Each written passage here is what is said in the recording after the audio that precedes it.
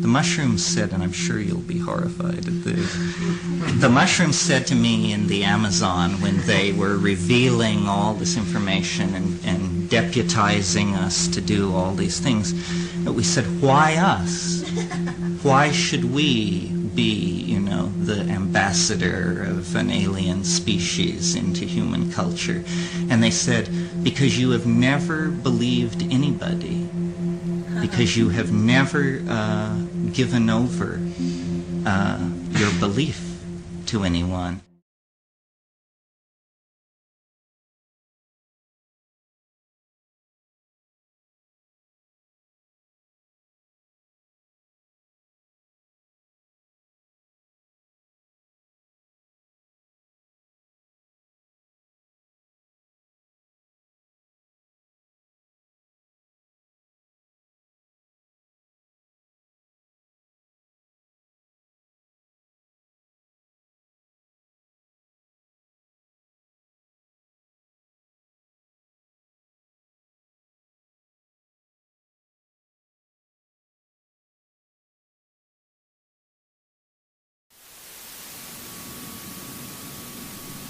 In 1971, I was 23, my brother was 19.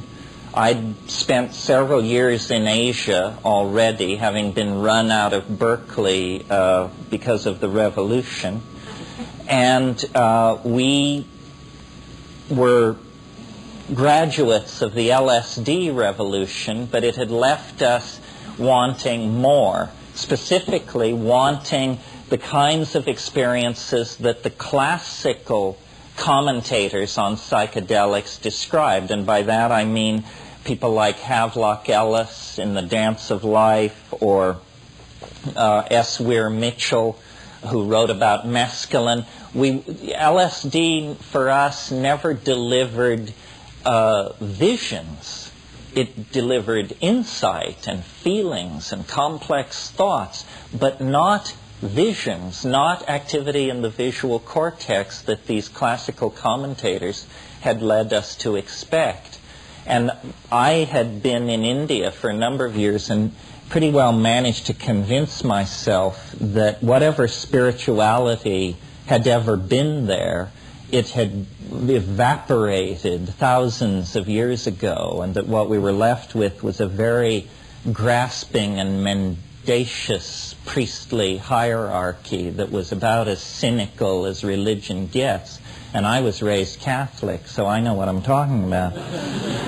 And so then we decided, well, where the gnosis must be is in the Amazon, where we knew there was a pristine Aboriginal shamanism based on hallucinogens.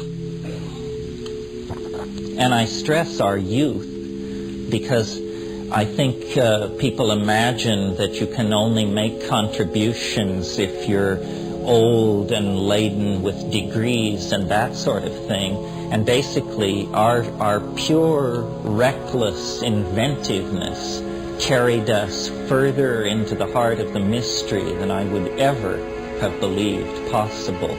And I should say a little bit about the method, because I think it's important. Rationalism in confrontation with the weird edges is what's always worked for me. In other words, if you're a true believer, if you have some prepackaged philosophy, then you're going to miss a great deal because you're pre-programmed to ignore what doesn't fit into your model. And it doesn't matter what your model is. But if you are simply the open-minded skeptic / witness, and then if you push at the edges of the phenomenal world, go to the highest mountains, the oldest cities, the deepest deserts, the most remote jungles, and just simply put yourself in these circumstances, the cosmic giggle can get at you. It can't get at you if you're pursuing your job, delivering messages for Matthew and Son, or whatever it is you've got going. But if you will tear the human atom of your individuality out of the collectivity and set yourself into a wilderness, a desert, an uninhabited island, then this thing can rise out of the depths and communicate if it chooses, shape your life, for sure, blow your mind.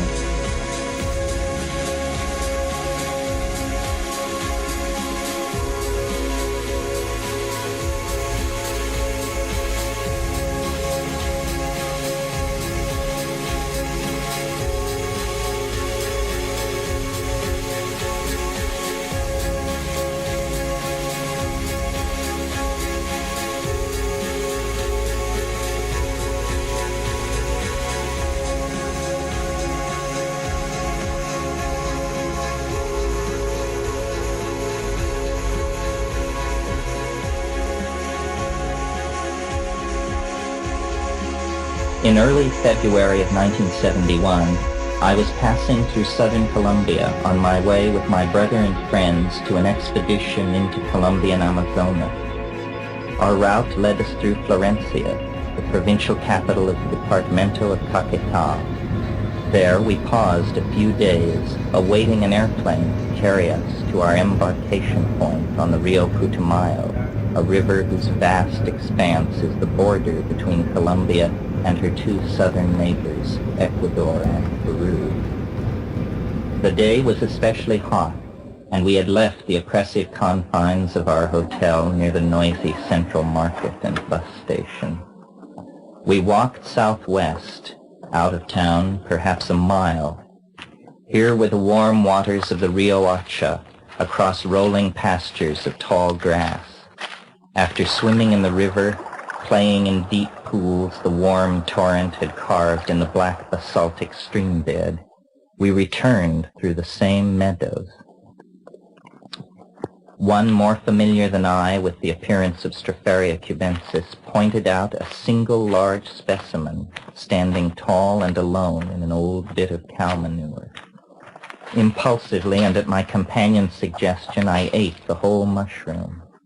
It all occupied but a moment, and then on we trudged, tired from our swim, a tropical thunderstorm moving toward us along the eastern edge of the Andean Cordillera where Florencia is located. For perhaps a quarter hour we walked on, mostly in silence. Wearily I hung my head, almost hypnotized by the sight of the regular motion of my boots cutting through the grass.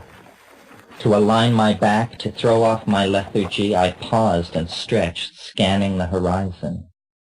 The feeling of the bigness of the sky that I have come to associate with psilocybin rushed down on me there for the first time. I asked my friends to pause and sat down heavily on the ground. A silent thunder seemed to shake the air before me. Things stood out with a new presence and significance. It came like a wave and passed like a wave as the first fury of the tropical storm burst over us, leaving us soaked. In the sodden retreat, the brief moment preceding our frantic withdrawal went unmentioned by me. I recognized my experience as being induced by the mushroom, but I was involved, I thought, in a deep jungle search for hallucinogens of a different sort, orally active DMT-containing drugs and yahe and its admixture plants. I filed the mushroom experience as something to look into another time. Longtime residents of Colombia assured me that the mushroom occurred exclusively on the dung of Cebu cattle, and I assumed that in the jungle of the interior, where I was shortly to be, I could expect no cattle or pasture. I put the thought of mushrooms from my mind as I anticipated the rigors of the Rio Putumayo descent toward our target destination, a remote mission called La Chorrera. We'll just start with a song that was inspired by some experiences that Terence speaks about.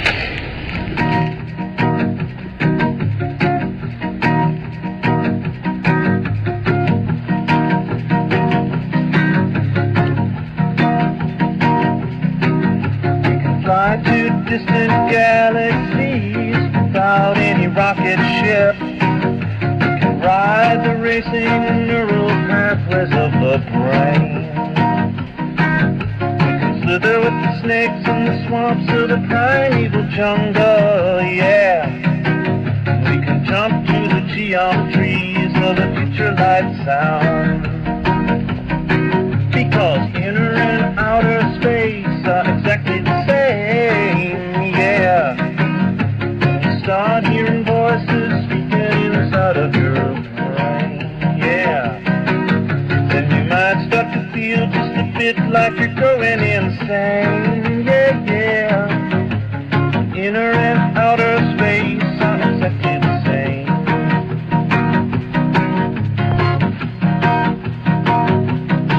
Now we can laugh to ourselves deep within the belly of the beast.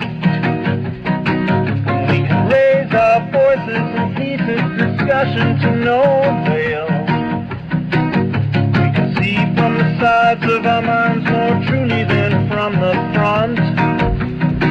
We can begin to sense an alien intelligence taking shape from the forward. I said inner and outer space are exactly the same, yeah.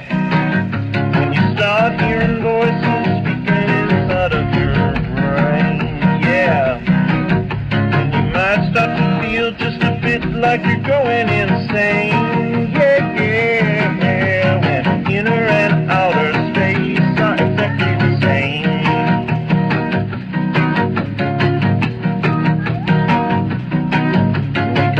Fantastic conspiracies about all the evil in the world. We can theorize and conceptualize till it no longer does us any good. We can cling to our thoughts till we just can't do it anymore. Yeah, yeah. We can check all the excess baggage of our minds at the door. Because inner and outer space are exactly the same, yeah. When you start hearing voices speaking inside of your brain, yeah, you might start to feel just a bit like you're going insane. And maybe you are, because inner and outer space are exactly the same.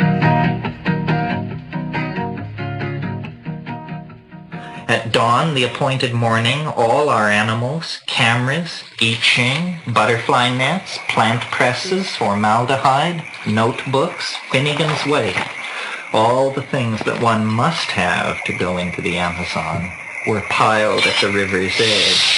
On a tiny trading boat that was to be our vessel, Ermito, our captain, indicated that we were to have the area on top of the cases of bottled fluorescent soda.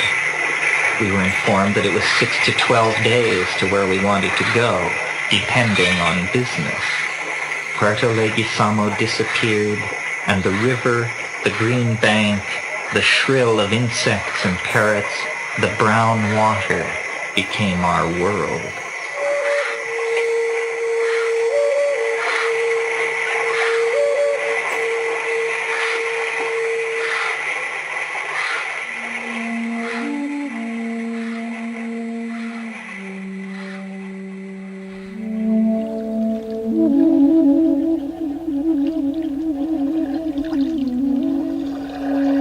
Out on the river, the past could enter the stillness and exfoliate before the mind's eye like some dark rows of interlocking casuistry, forces visible and hidden, stretching back into one's past, migrations, religious conversions, discoveries make each a microcosm of the larger pattern of history on a scale of millennia. The inertia of introspection is toward memory, for only in memory is the past recaptured and understood. In the fact of experiencing and making the present, we are all actors, but in the lacuna, in the rare moments when experience in the present is a minimal thing, an indolent self-examining thing, then memory is free to speak and call forth the landscapes of our striving in other moments now past.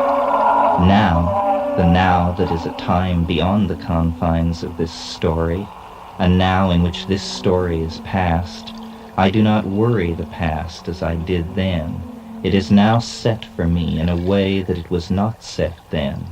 Not set then because so recent, still to be relived in memory and learned from. 5 days of river travel lay before us, undemanding, freeing the mind to rove and scan.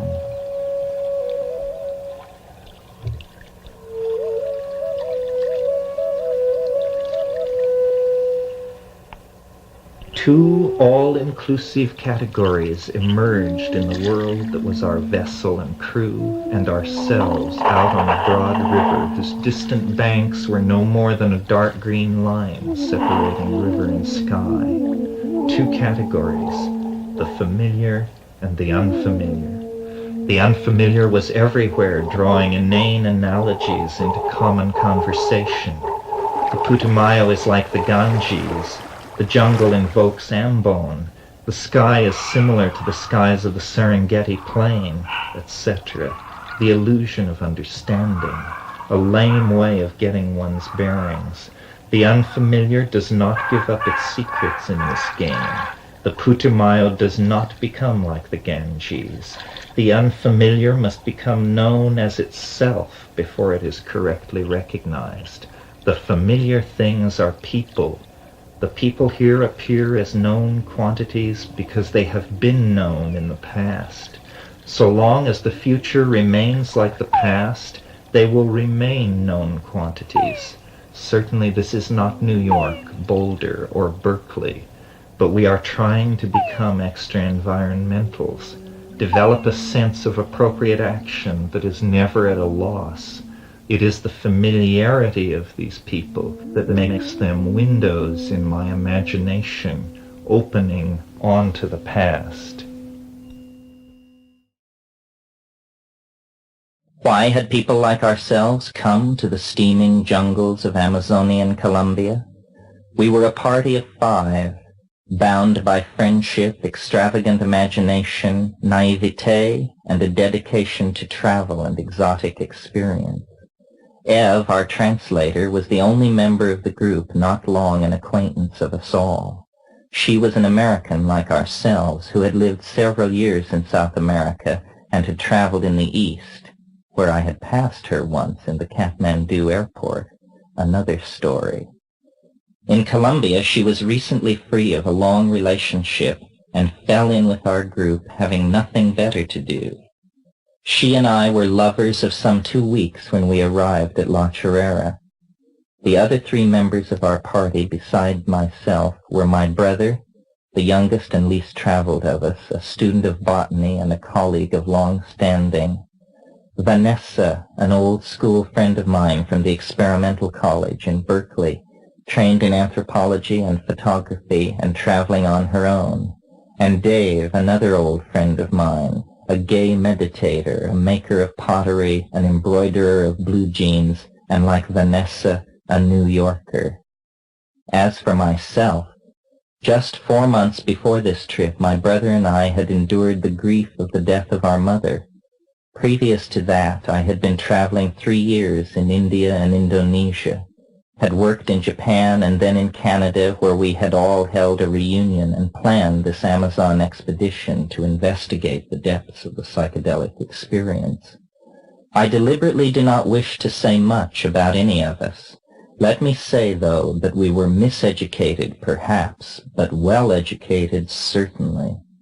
Our differences arose out of the faith that each had in his own ability to understand the situation correctly.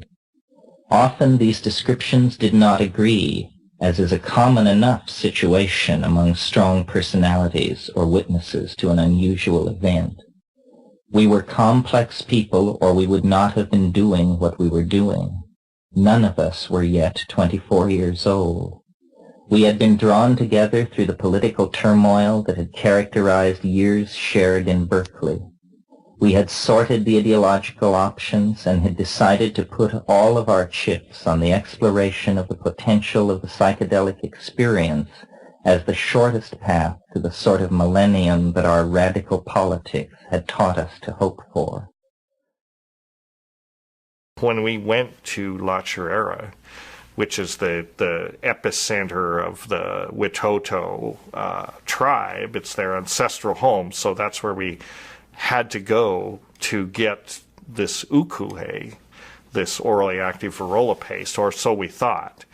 So we went to La Chorrera in search of that. And when we got to La Chorrera, we'd been warned by a couple anthropologists we met along the way and so on that, you just can't march into this village and start asking about ukuhe. They're going to go completely nuts.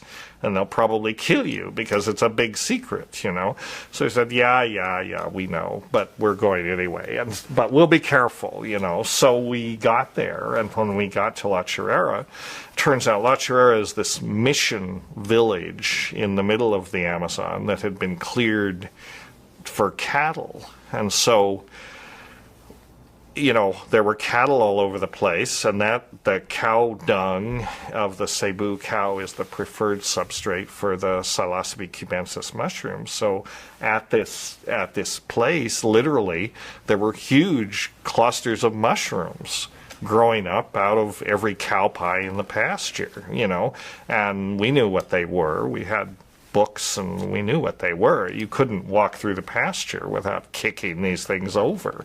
So I thought, well, this is great.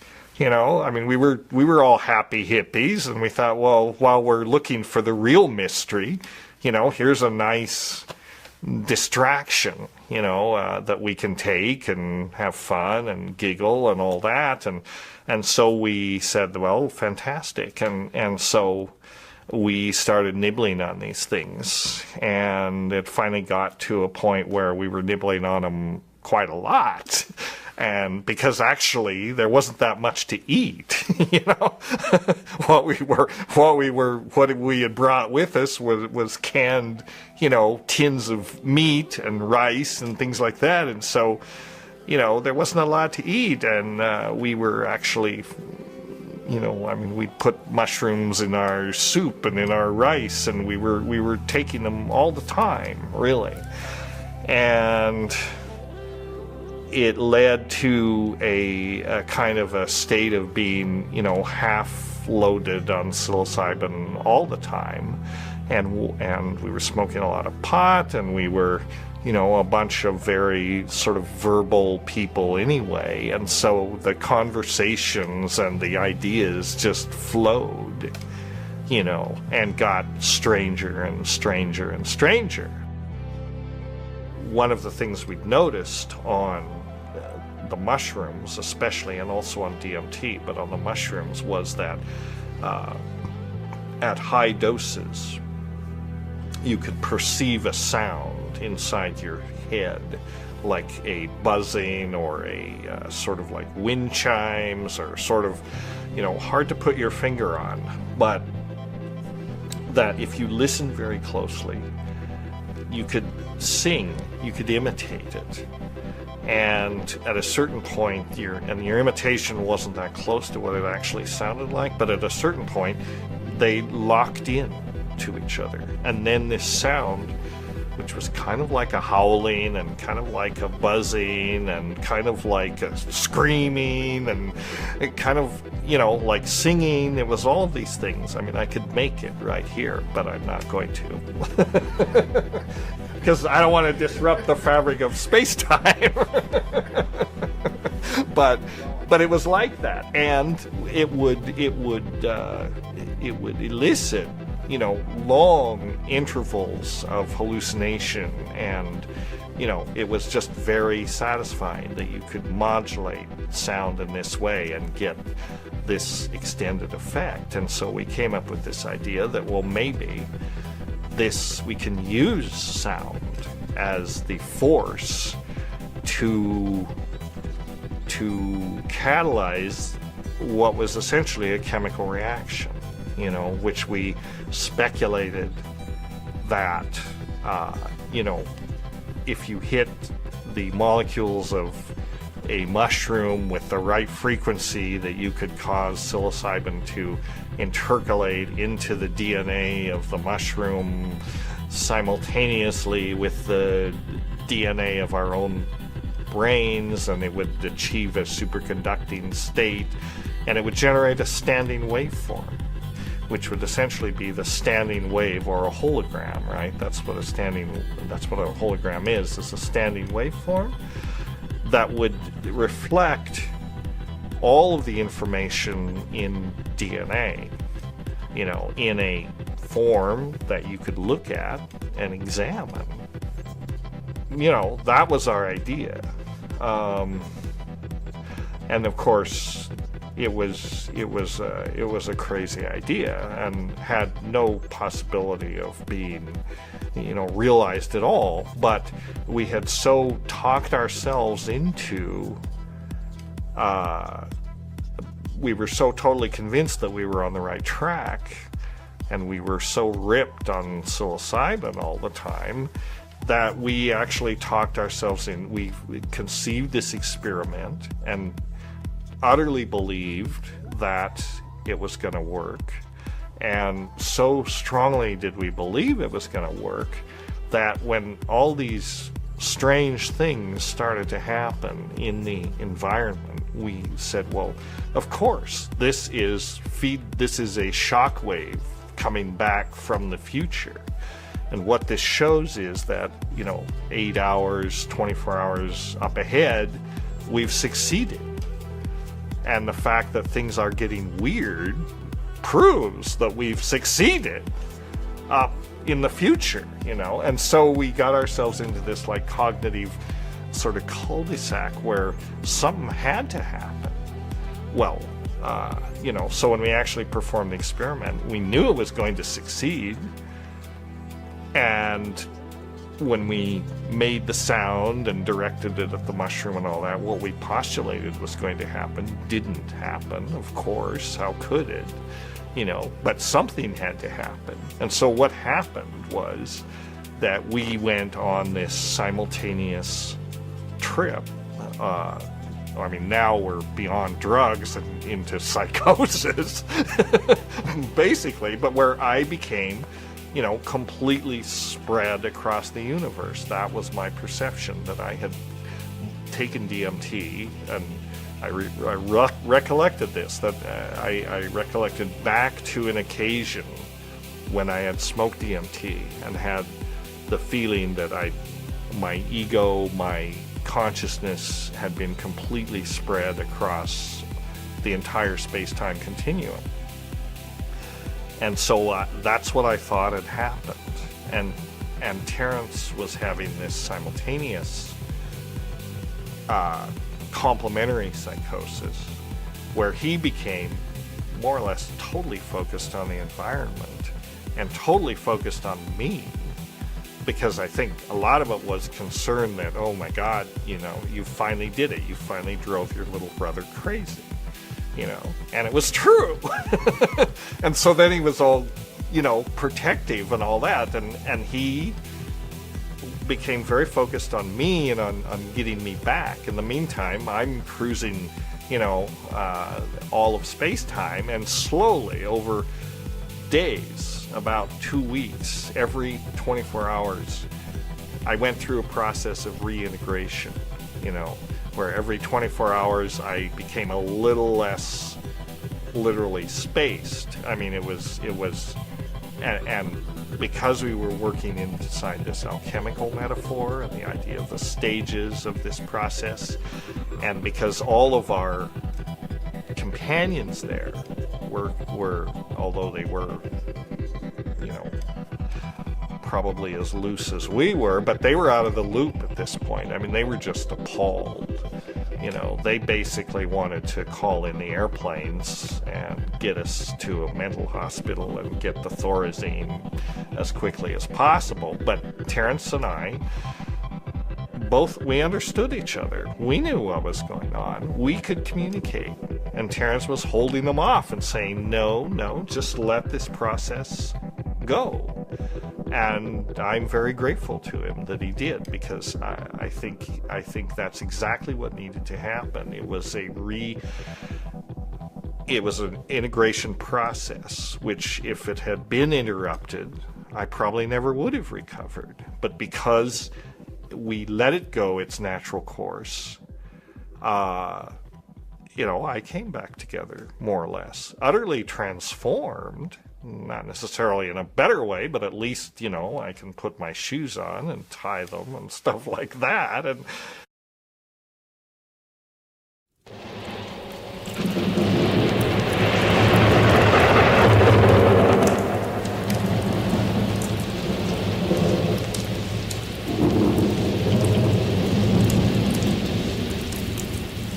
Chapter 11. The Experiment at La Chorrera. The night was absolutely black. A low-lying cloud bank had appeared, muffling the small world of La Chorrera and wrapping it in a bowl of all-absorbing velvet darkness. Following the storm, we had rebuilt our fire and had driven off several liters of water from our infusion of Banisteriopsis caapi. While I completed the boiling, Ev and Dennis went to their hammocks and lay down to await the completion of the preparations. We laughed together and talked softly. Yet in spite of this, there was an undercurrent of tension as we approached the experiment into which so much of our energy had been poured. It was very critical. They were becoming very clumsy and seemed to find their bodies hard to handle. It was that which had sent them to their hammocks. I said that I would do whatever needed attention. Our little hut on its stilts looked in the flickering firelight like a small spaceship dropped into the howling jungles of an alien world. We all felt like we were approaching hyperspatial overdrive. There was a sense of immense energies accumulating. The effect was reinforced by the hammocks hanging like acceleration slings ready to receive a starship's crew. Dennis lay in his hammock, nearly unable to hold a pencil, but writing furiously in tight operational terms about the experiment just ahead.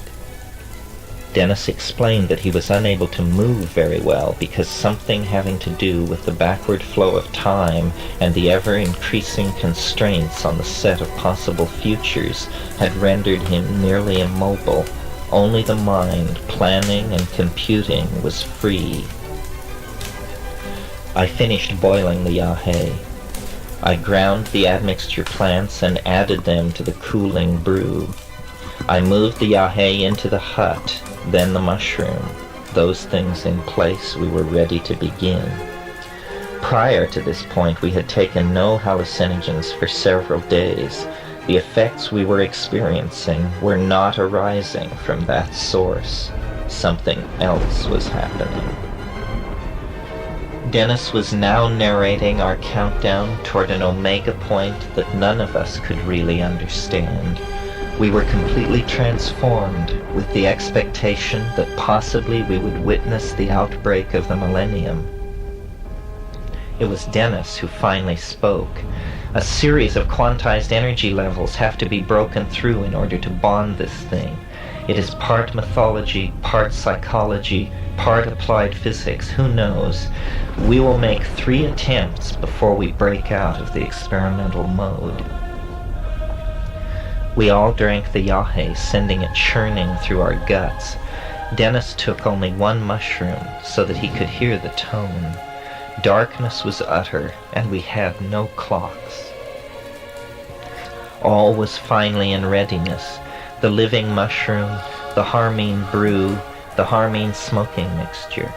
After we each had taken a half a cup of the yahe infusion, we settled down to wait. Dennis had been hearing the ESR tone that he deemed the sine qua non of what we were attempting for the past several days. After about 15 minutes, he announced that he could hear it more clearly and that it was gaining strength. He felt prepared to attempt the experiment at any time, he said. The candle went out and he sounded his first howl of hypercarbylation. It was mechanical and loud like a bull roarer and ended with a convulsive spasm that traveled throughout his body and landed him out of his hammock on the floor.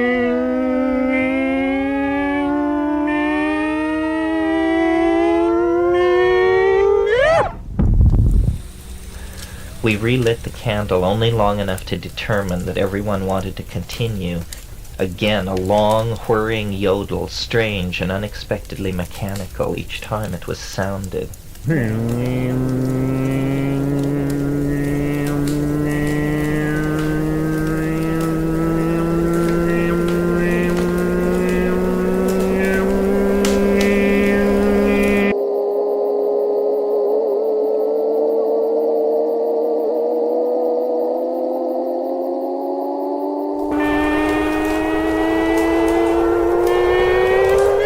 I suggested a break before the third attempt, but Dennis was quite agitated and eager to bring it through, as he put it. We settled in for the third yell, and when it came, it was like the others, but lasted much longer and became much louder. It was like an electric siren wailing atomic attack over the still night jungle.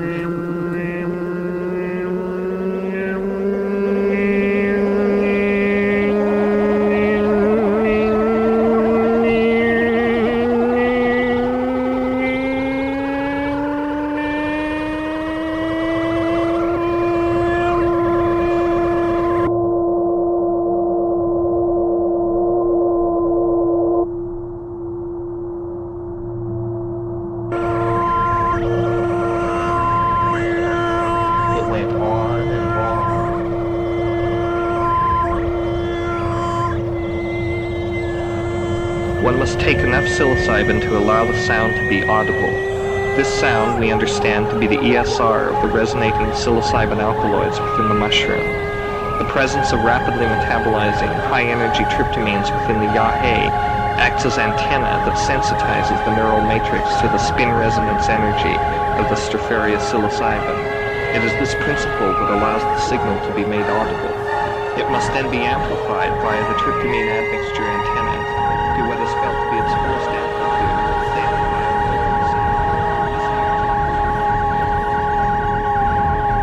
And when it finally died away, that too was like the dying away of a siren. Then, there in the absolute darkness of our Amazon hut was silence, the silence of the transition from one world to another, the silence of the Gidneago Gap.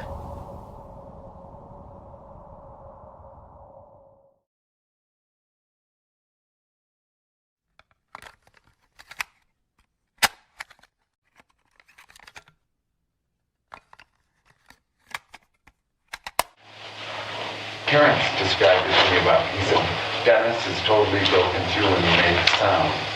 And I said, I don't exactly understand what is this? And he says, well, a lot of people don't see it, and it's best that they don't. But there's insect-like anthropologists studying this.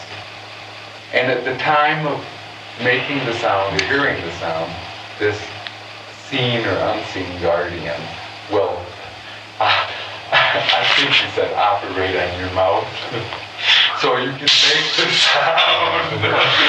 Now, here's how Dennis. I know Here's how it happened to Dennis. There are insect anthropologists studying the human race. Yes, and it's about, I think he said 12 to 15 feet tall. Well, anyway, what happened to Dennis was, he was just out there taking a piss, but of course it was after at least a week of mushrooms. And he was taking a piss, and a light came out of the ground, and it just began to rumble up from inside him, and he blared out the sound, you know. And after that, Dennis was totally changed. It was just like Terence. Before, when he came down, he was innocent. They're both very tall and skinny. Maybe Dennis is taller, and he just looked down at me, you know, with this bluish haze around his face, and his eyes were so wide open, like this, looking right into me, saying, Michael, I know you'll make the sound, but will Sarah make the sound?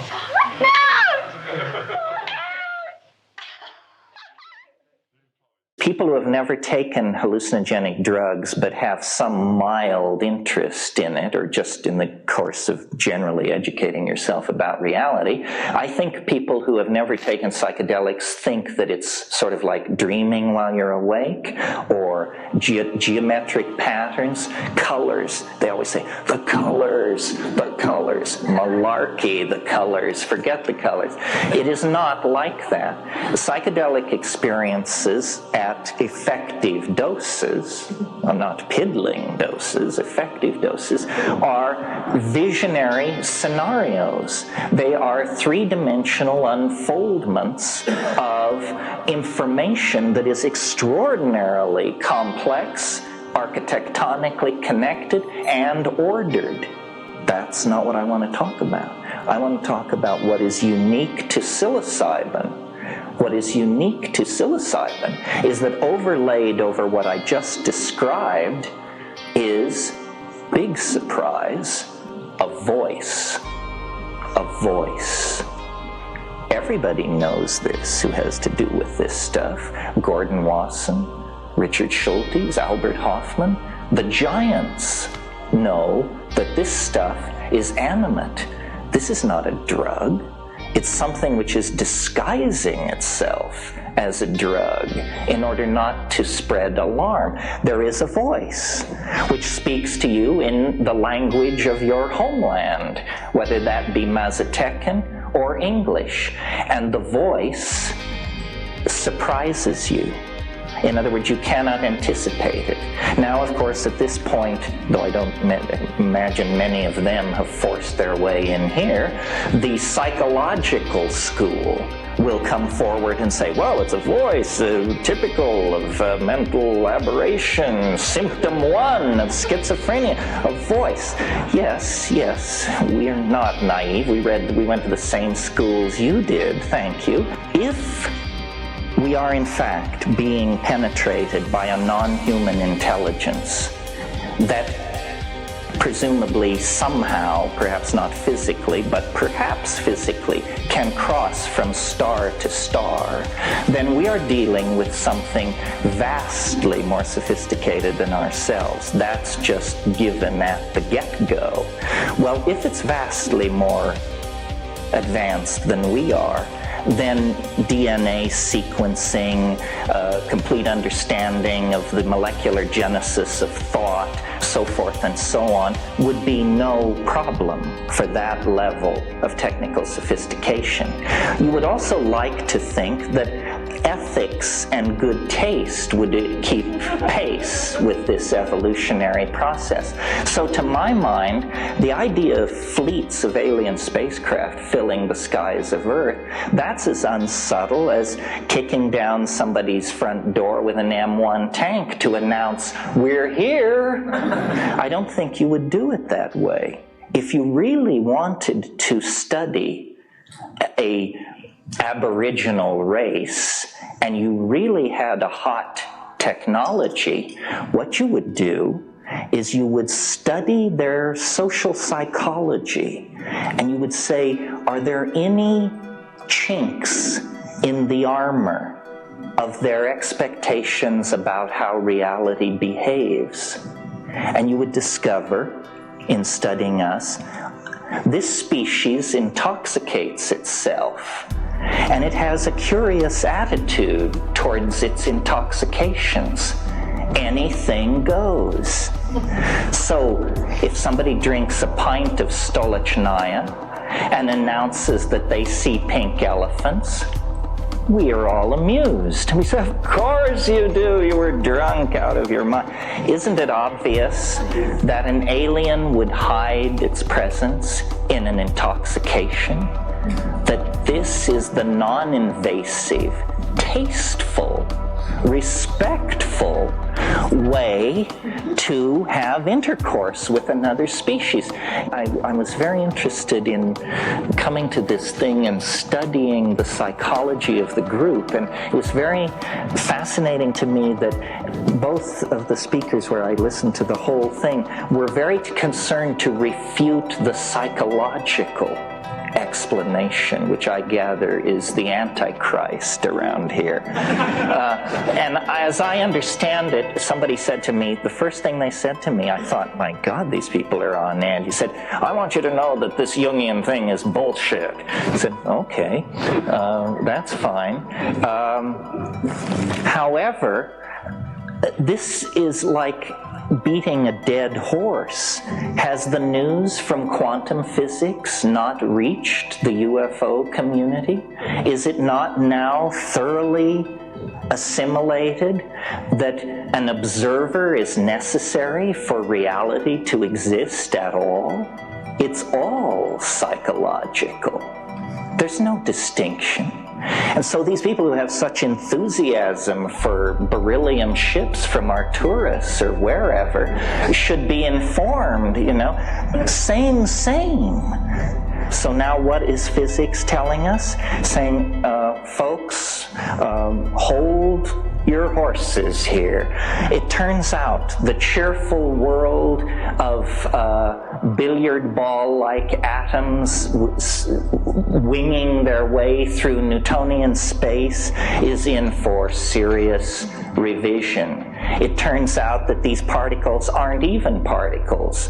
They're waves. Well, no, not exactly. They're both. Well, what I actually meant to say was, and you discover the babble of mad people is what is coming out of the physics departments today. Science has collapsed. Its core has given way to contradiction.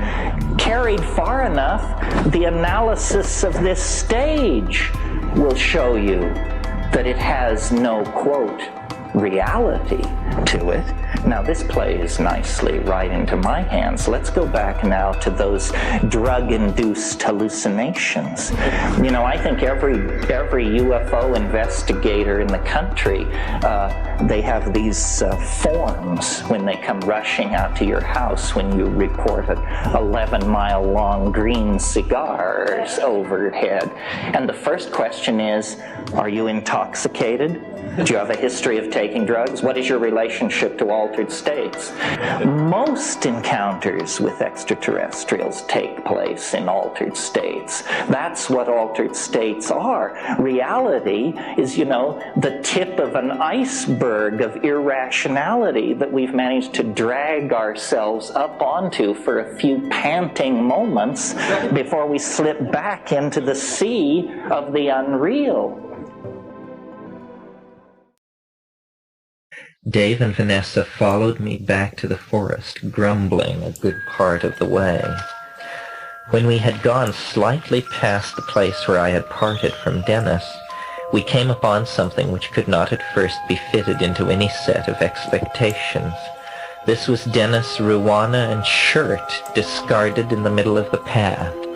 Next came a pair of pants, and then further on 2 sweat socks.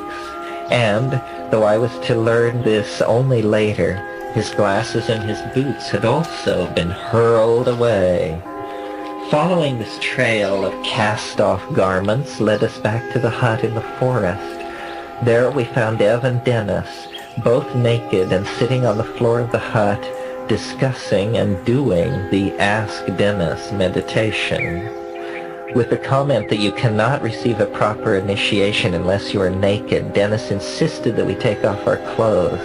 Vanessa peeled, and Dave and I followed her example. The presence of the mushroom was there, and it seemed to be saying, "Take off your clothes. Throw everything away. Everything is breaking. All objects are no good to you now. Throw everything away. You do not need it anymore." We all looked at each other, glossy pubic hair and secret genitals now in the sunshine. I rolled a joint then. We sat in a circle and smoked. We told Dave and Vanessa about the teaching and urged them to try it with varying degrees of success, since a voice in the head is a very subjective thing. If one has it, there is no doubt. If one does not have it, it seems a very murky thing. Everything was very amicable, except that Dennis was showing a tendency to talk right through other people's comments, as if they were not present.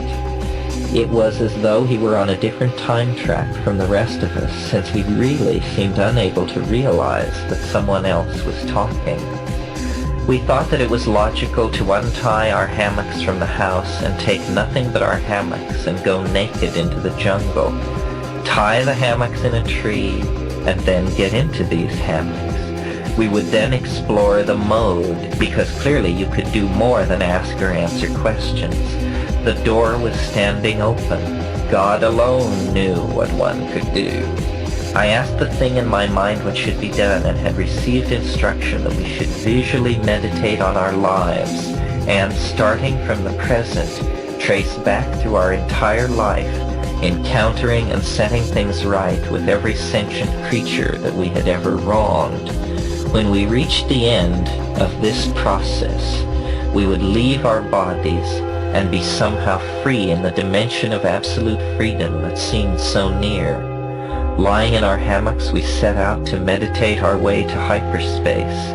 I could see myself at La Chorrera, then going down the trail to El Encanto, up the river to Leguizamo and back to Bogota, back to Canada, and at each point I would meet the people that I had lived my life with, and I would say, "We got it. I'm sorry, I hope I didn't offend you too much back there in 3D. It's all over now, it's all over." I could see people. Immediately I reached out for all of them. I seemed to be able to reach them. "We're in the Amazon," I explained to each, "and now we're going home, or someplace." The vision had an utterly bizarre quality. Tears welled up behind my closed eyelids. It was very peculiar. The voice of the teacher spoke in my head. "You've found it. This is it. It's all over now. There is no more. Within a few hours, the superstructure of human civilization is going to collapse, and your species is going to go to Jupiter and then to the stars. A day of high adventure dawns for man at last."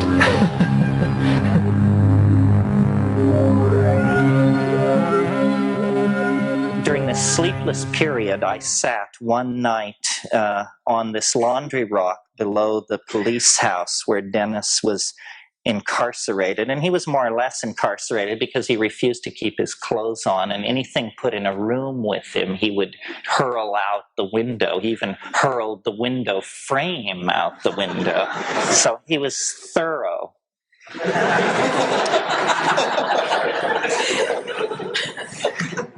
I said nothing to anyone, but I formed the resolve not to spend that sleepless night as I had spent the others, wandering the fields like the fox spirit or meditating at the Chorro.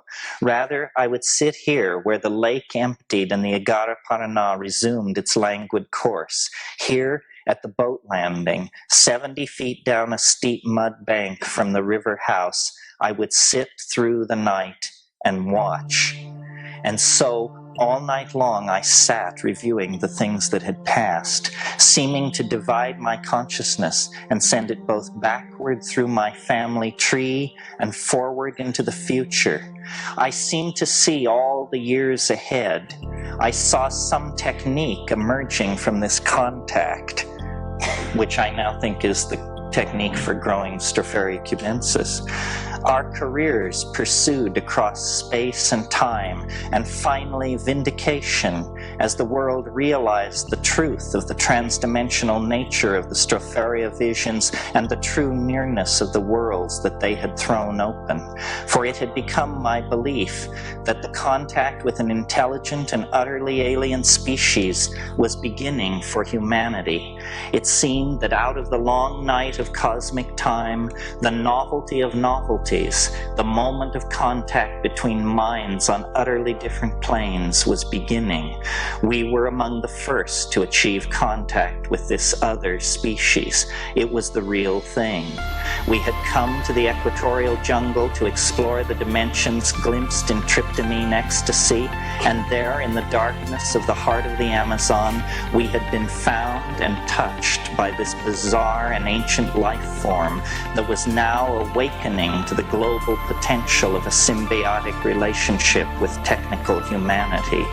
All night long, strange vistas and insights poured through me. I saw gigantic machineries and worlds of vegetable and mechanical forms on scales inconceivably vast.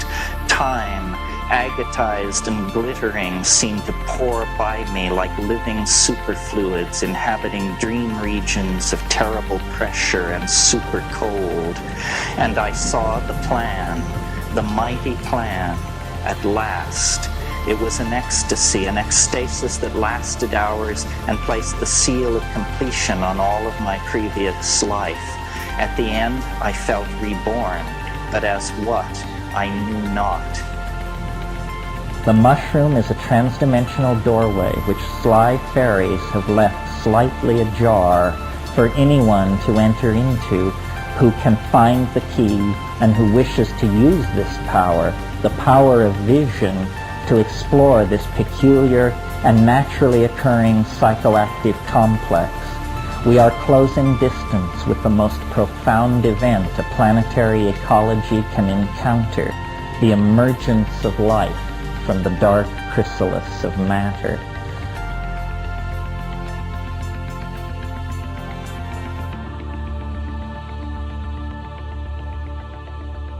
I have always had a relationship to nature which I pretty much took for granted, but perhaps it was more intense and somewhat unique than most people's. I grew up in a small town in Colorado. I was very early into being a rock hound and then a butterfly collector. I had no interest in stamps or baseball cards or anything like that. It was always natural objects. And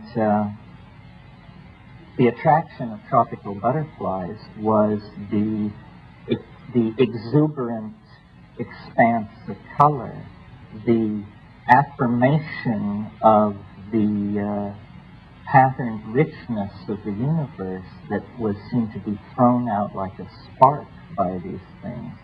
And eventually I pursued it quite far and was for some time a professional butterfly collector in tropical Indonesia in a pre-Buddhist incarnation.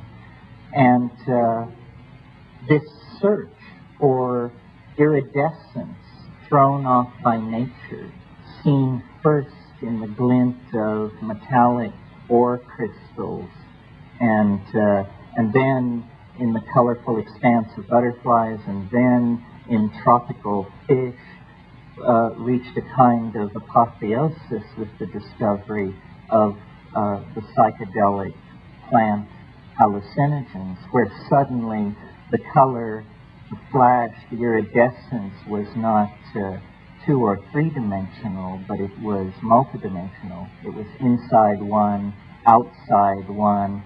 It was like the ultimate tropical aquarium, the ultimate butterfly cabinet, the ultimate mineral show. Again, I was very lucky. I read Carl Jung very early, before the Jungians really got a hold of him and ruined it. And what Jung is saying about conceiving your life as a quest is absolutely true. Psyche is some kind of semi-malleable medium. And if you set yourself up as a loser, if you image yourself as a loser, you will be a loser, and so forth. This is not big news. But what's big news is that if you set your life up as a quest, you will actually find something transcendental and unimaginable. I mean, I am living proof of this because I set my life up as a quest for a perverse reason, to prove that there was no mystery. In other words, to debunk it, to say, I will follow the ancient formulae and show that it's baloney by doing it perfectly and achieving nothing. That's the kind of guy I am. However, I mean, I've met people who say, I'm psychedelic, I know exactly what you're talking about, blah, blah. You say, oh, well, what's your drug history? And you say, well, I took MDMA twice. You say, look, just because you've had a glass of cold water doesn't mean you are now ready to be food editor for the La Rus Gastronomique, my friend. I mean, there's more to it than that, believe me. Mushrooms are my thing. I mean, that they enlightened me, they straightened me out, they love me. But the way to do mushrooms is the very first move, if you're interested in mushrooms, is, for God's sake, buy a scale. Buy a scale. I mean, you wouldn't think that this would be considered such an exotic suggestion to people who are going to put their bodies and minds on the line, because people don't take enough. People do not take enough mushrooms. They take pissant amounts and then they claim that they're initiates. You must take a measured 5 dried grams on an empty stomach. Measured. And when you see what that is, you'll realize that, you weren't even camped in the atrium. You were camped in the driveway. Mushrooms, in some ways, I mean, DMT is the most terrifying and astonishing thing in the universe. But it's very hard to know what to do with it. Psilocybin is your friend. It wants to teach. It will take you by the hand and forgive you and lead you and be with you. And it speaks. This is the amazing thing. And you're hearing this from, somebody who graduated from Heidegger and F.H. Bradley. It speaks. No other psychedelic does that, in my experience. Occasionally, a phrase will pop into your head on another substance that is like a gift, an aphorism. But I mean, psilocybin raves. It raves. And it has positions. I mean, you may not like psilocybin as a person, because it is not... the astonishing thing about the psilocybin entity, to my mind, and I get good confirmation of this, is it is not very earthly.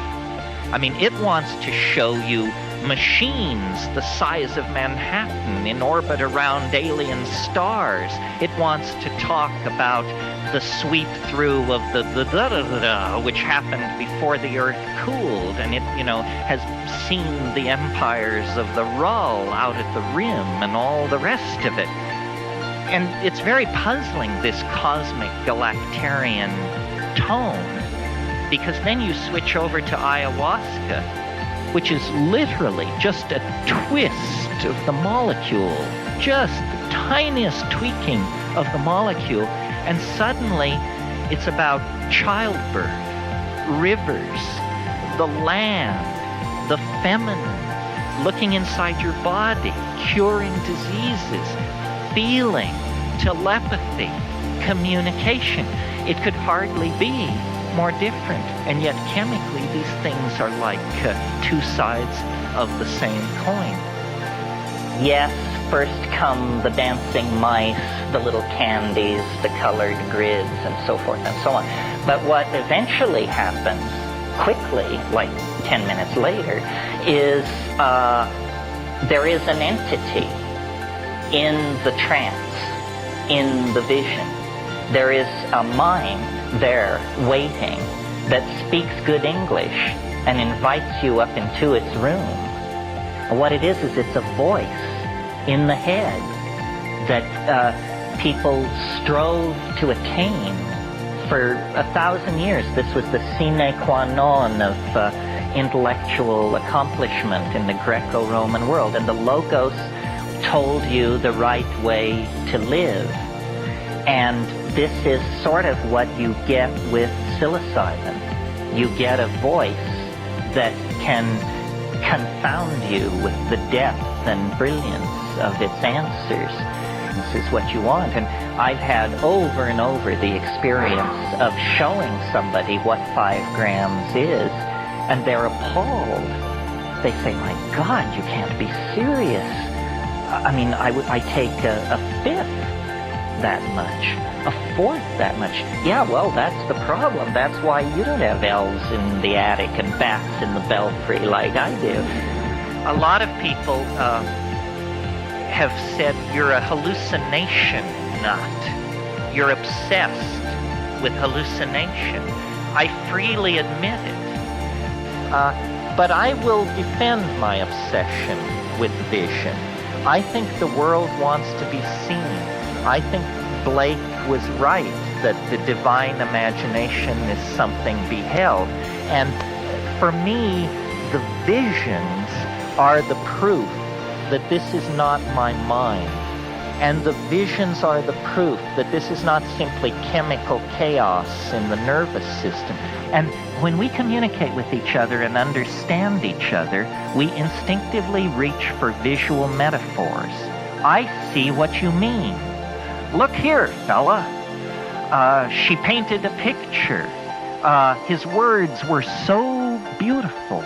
It means that we really associate meaning with seeing something.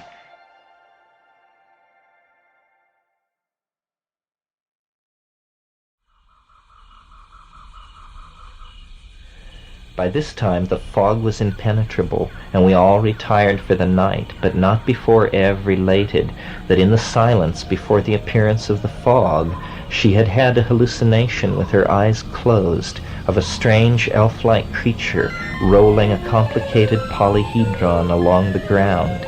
Each facet of this polyhedron seemed, she said, like a window onto another place in time, or another world. It's the stone, I breathed. The lapis philosophorum, glimpsed in the Amazonian night, seemingly a great multidimensional jewel in the keeping of a telluric dwarf. The power of the image was deep and touching. I seemed to feel the hopes of the old alchemists, the puffers great and small, who had sought the lapis in the cloudy swirling of their alembics. I had never seen or imagined the mystery of the stone thus, but in listening to Eve's description of what she had seen, an image formed in my mind that to this day remains with me. It is the image of the stone as hyperdimensional jewel become UFO, the human soul becomes starship. It is the universal panacea at the end of time. All history, the shockwave of this final unveiling of the potential of the human psyche. These thoughts, these reveries seemed then like the stirring of something vast, something dimly sensed, stretched out over millions of years, something about the destiny of mankind and the return of the soul to its awesome and hidden source. What was happening to us? Through it all, we were still after the lens-shaped object. What the teacher told me in the first few days after the experiment was, you almost got it. You didn't quite get it. Or rather, it used the metaphor of condensation. It is condensing. It was like a perfect alchemical metaphor. The stone is everywhere. It is here. Dennis would say, I can see it. It's 250 feet away, to the left, down near the water hole, hovering above the water. The world seemed filled with a near-bending wonder and power that assured me that all things were possible, and that the course of things in the light of this were moving in the right direction. Be amazed at nothing. You are to receive the kingship of the Father.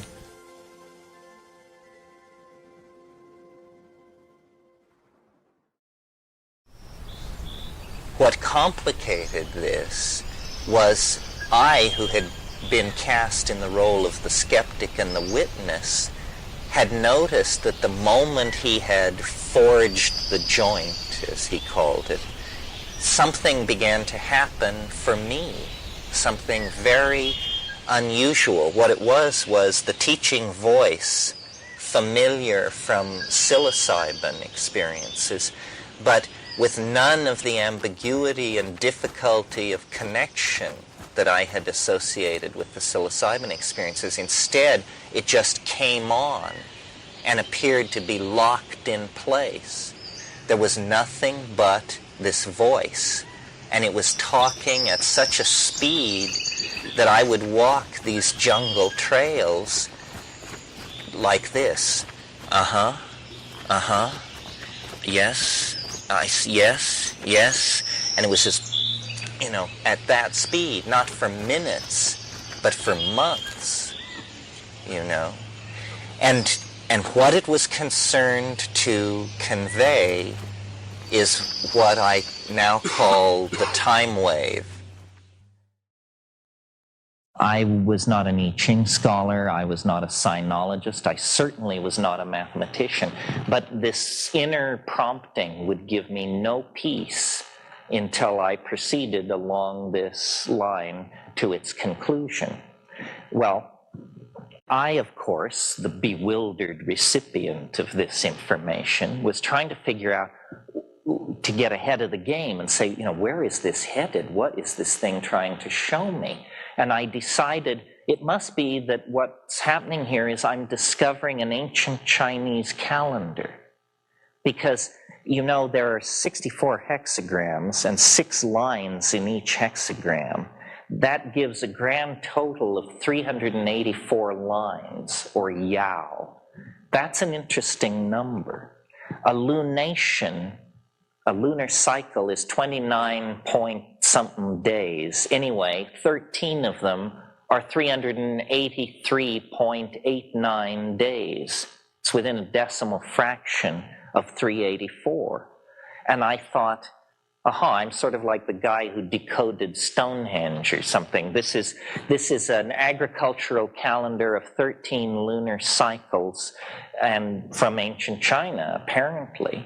And of course, the obvious objection from people was, but what a lousy calendar. It slips 19 days per year against the sun. It's 19 days more than a solar year. But I think that there may have been a reason for that. You see, we in the West are static freaks, stability freaks. So we have a calendar that does not move against the fixed stars. The equinoctial and solstitial points only move with the precession of the equinoxes, which is this very large cycle that you can't do anything about. But in an ordinary human life, it's hardly noticeable. It only moves one zodiacal sign every 2,000 years. So that tells you how slowly it moves. We are stability freaks. But if you had a calendar that precessed 19 days against the solar year, a lunar calendar, then you would have a calendar whose entire message was change, flux, flow. You would be born, if you were born at Christmas time and Christmas fell in winter at your birth, before you saw death at age 60, you would have celebrated Christmas in the springtime, at high summer, in early fall, in late fall. The entire sliding and slipping of the cosmic machinery would teach you a lesson the Western mind doesn't want to learn, which is, as Heraclitus said, pantit rea, all flows, nothing lasts. So I played with that for a while, and it was interesting, but I was not given peace by my muse, who said, no, this is, Terence, this is stupid stuff. You know that poem by A.E. Housman? Anyway, there was more to it. And so finally I realized, or I was told, treat your wave as though it were the lowest unit in a modular hierarchy that is structured the way the I Ching is structured. Okay, so that sounds arcane, but I'll explain what it means. It's fairly straightforward. It means take the wave with the 384 yao, the 64 hexagrams running in two directions. And by the way, there are old sayings in the I Ching which say stuff like the forward-running numbers refer to the past, the backward-running numbers refer to the future. Well, in the I Ching as we have it today, there are neither forward nor backward-running numbers. There are just numbers. So I had the confidence, I'm like a noetic archaeologist with nut pick and toothbrush. I am reconstructing a crushed intellectual object, which if I can get it all cleaned off and going again, it's the original cuckoo clock or Ferrari or whatever it was. Bear with me, we're almost over the top here. I took the little wave and I put 6 of them in a row to represent 6 lines. And then I took the wave and I magnified it by a power of 3, so that it was 3 times bigger than it had been. And I laid 2 of those over my 6 to represent the 2 trigrams that are components of each hexagram. And then I took my original wave and I magnified it by a power of 6. And I laid it over the 6 little ones, over the 2 middle-sized ones. I laid 1 big one representing a hexagram in its unitary totality. Well, and I felt a great sense of satisfaction when this was all done, and these had all been generated from the same point. And now what I had at this point was an 8.5-foot long piece of paper, graph paper, covered with colored pen strokes and tiny crab-like numbers, which I kept rolled in a bamboo tube, and I would corner people in dime stores and bus stations, and I would say, you know what this is? This is a map of history. This is a picture of time. This is how things happen. Well, it triggered a lot of alarm in my immediate circle, and my friends were having the what should be done meetings, you know, which it's always a bad sign when your friends hold meetings to decide what should be done. And finally, Ralph Abraham, who's a great friend and mathematician, he said to me, you know, what you have is an occult object. Nobody understands this thing but you. And it may make sense and it may not make sense, but the point is, no one can tell. And what you have to do if you want to be taken seriously is you have to take this structure and you have to turn it into an ordinary mathematical object so that fellow mathematicians can participate in this dialogue with you. Well, essentially, it was like telling a Hottentot to fly supersonically or something. I had no clue. I am not a mathematician. I had no clue. And I was sort of hoping Ralph would do it for me, you know, that I could con some smart guy into doing it for me. For me, Terence is a special person because of the breadth of his knowledge and the evidence of a phenomenal integrity within it.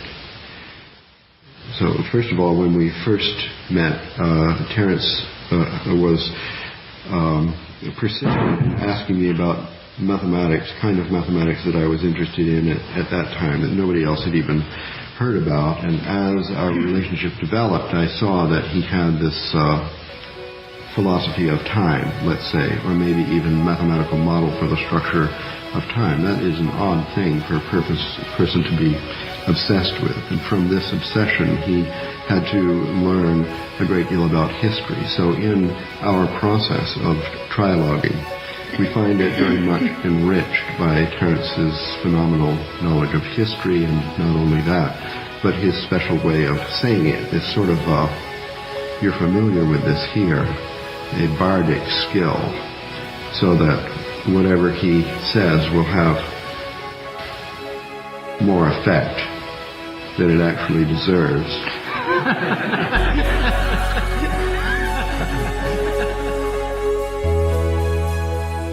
It's almost as though Western science was fascinated by energy. For 5,000 years we pursued understanding energy, and this process ends with thermonuclear explosions in the deserts of the American Southwest. We can light the fire that burns in the heart of the distant stars. We know how to do that. That's what the Western mind achieved, political issues aside. The Eastern mind was not interested in energy. It was interested in time. And they spent 5,000 years deconstructing it, looking at it, and you don't use atom smashers. You don't use enormous physical pressure. It's a different problem, and you bring different tools to bear. You meditate. You look inside yourself. You study the movement of water around pebbles. You consider the situation. You study history.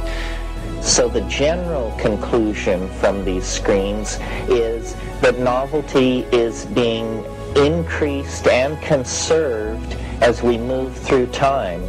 Now, for instance, in this screen, which is further closure with today, we see 562 million years, virtually the entire career of higher life forms on the planet. 8,500 years on the screen. The great Proto-Egyptian civilizations, Sumer, Ur, Chaldea, are strung out like pearls along this plunge. Egypt culminates that ancient hierarchical form of dominator society. Mycenaean pirates plunder Minoan Crete. At this point, here we have the Periclean age in Athens. Here we have the Augustinian age in Rome. Down here we have the Roman collapse, and then the oscillating around a mean in a high novelty domain that has characterized time since the fall of the Roman Empire. The Dark Ages is here. The 10th century Islam is here.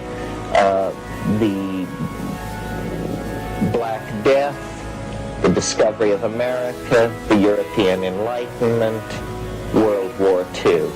Adolf Hitler becomes Chancellor of Germany. The atom bomb is dropped on Hiroshima. The summer of love is up here. Then the Reagan era stretches down through here, and the moment that we're currently living through is right down in here. Right there. Here we are. Right there, right there. This is this bump we were looking at.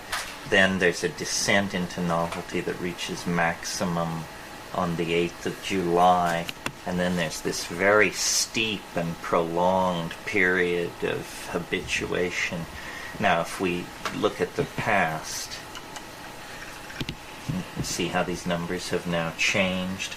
Now, today is seen to be roughly in resonance with 745 AD.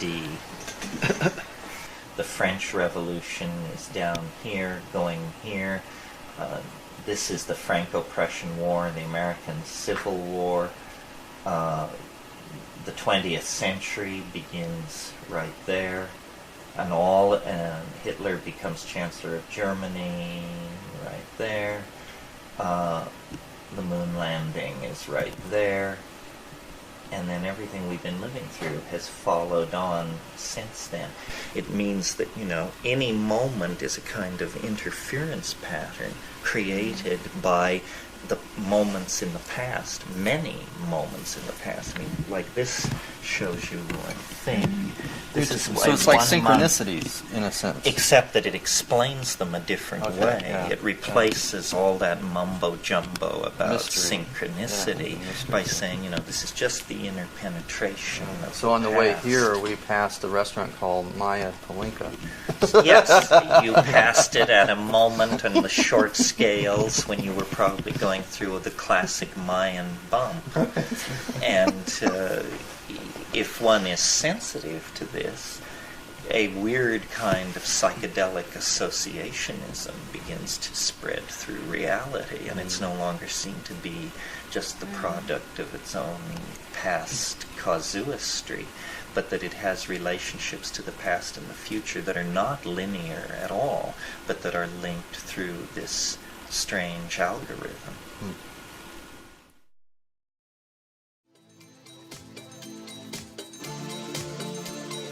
The reason I'm into all this is because I'm into what's weird. I always have been. I mean, I've always loved the bizarre, the outre, the stuff of the edge. And, you know, when I got to psychedelics, I thought I'd hit the main vein of sprung verse or something. I mean, if that's what you like, then this is your answer. You see, what the psychedelic is going to do is it's going to destroy your whole world, your whole conception of your world. And some people, that's tremendously liberating. They say, wonderful, at last I'm free of it. Other people say, my God, now I'm hopelessly mad. I have nothing left to cling to. I've really done it this time. And so that's almost an aesthetic judgment. Whether you like watching your world shredded before your eyes and made into nonsense, if that makes you feel liberated and secure, then you can sign up for this carnival.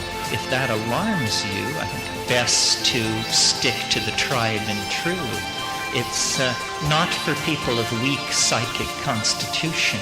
And what shamanism is about is, I mean, I know someone who says of the mushrooms, my goal with taking mushrooms is always to be able to stand more.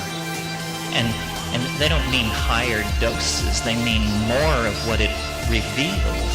And I feel like that. I mean, the mushroom speaks. I didn't really stress this in my talk, but the strange, the confounding fact about these mushrooms is that they speak to you in plain English.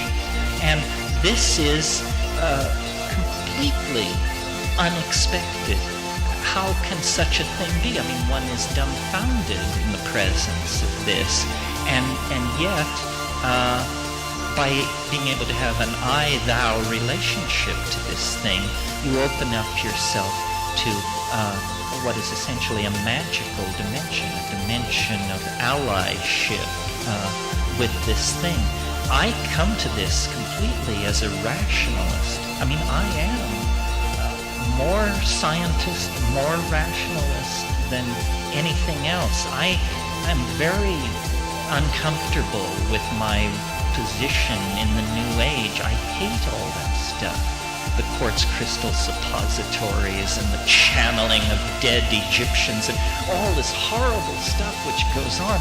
I mean, it's just an affront to the thinking mind. But when I encountered these psychedelics, I said, my God, skepticism is the proper path. And I believe this. It's not to believe, it's to test. I said to the mushroom once, why us? Meaning my brother and me. Why us? And it said, because you don't believe in anything. You know, you're not a believer. And so it's a real thing. It's a real mystery. It will not yield to reason. It's a tremendously well-kept secret. I always like, my favorite story in the gospel is the story of Thomas the Doubter. Because remember, he wasn't present when Christ came to the upper room the first time after the crucifixion. And so then Thomas came a couple of days later, and the apostles said to him, they said, the Master was here. He was here. And he said, you guys have been smoking too much of these little brown cigarettes from Lebanon. We saw him crucified. He wasn't here. Well, so then Christ came a second time, and Thomas was present. And he said, unless I put my hand into the wound I will not believe it. And so then Christ came the second time, and he said to Thomas, he said, Thomas, come forward. He said, put your hand into the wound. And then he did. And my interpretation of that gospel story is that alone of all the apostles, it was Thomas the doubter who touched the resurrection body, because he was the only one who had his shit together enough to doubt. And so if you doubt, they will actually let you put your hand into the wound. If you don't doubt, they will give you any kind of crap and send you happily along your way. So the best attitude towards these things, and it gets rid of the phonies, the Telocs of this world, but it doesn't get rid of the real stuff, because the real stuff is real.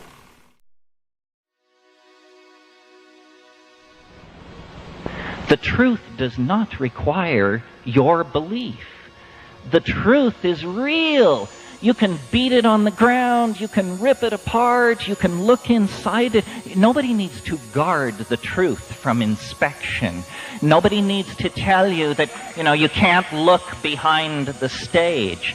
And so my motivation is to try to, number one, bring people to the realization that the spiritual path, if you want to think of it that way, that is a real thing, and it will carry you to the real thing.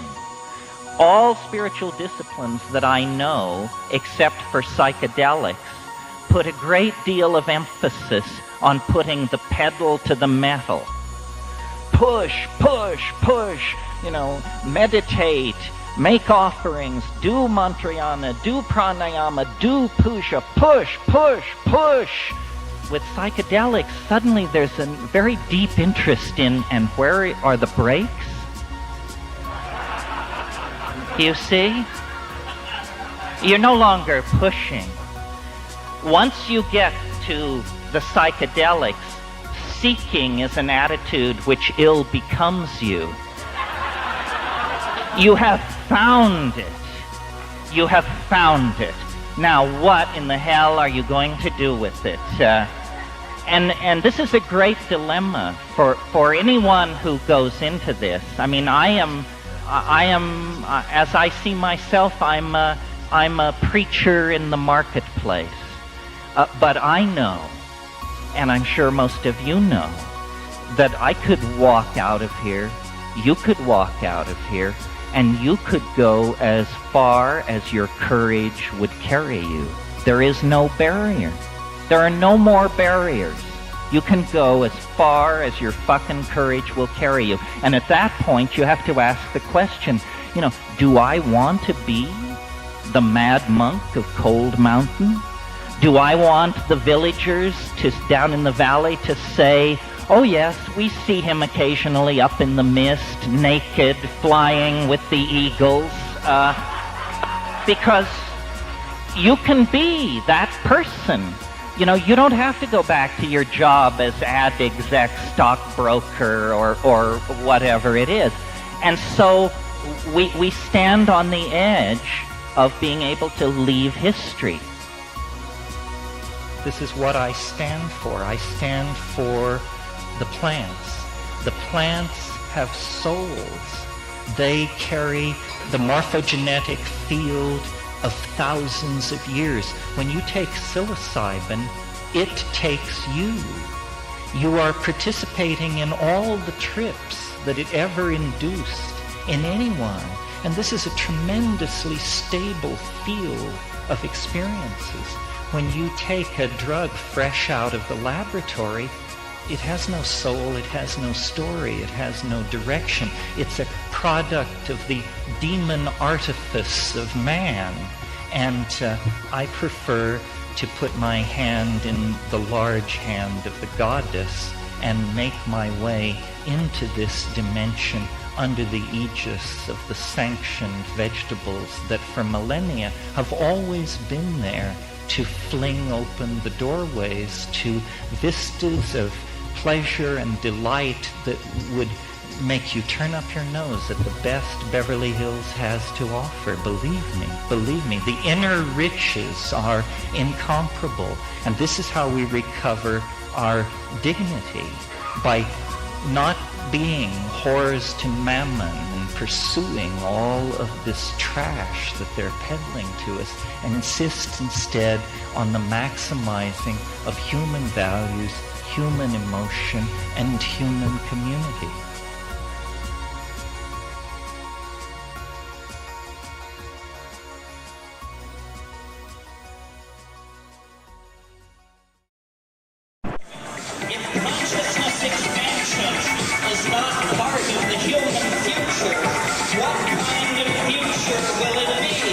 All technology really means, in the McLuhan sense, is the extensions of man.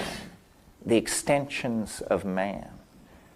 And so language is a technology, shamanism is a technology, psilocybin is a technology, and certainly the internet is a technology.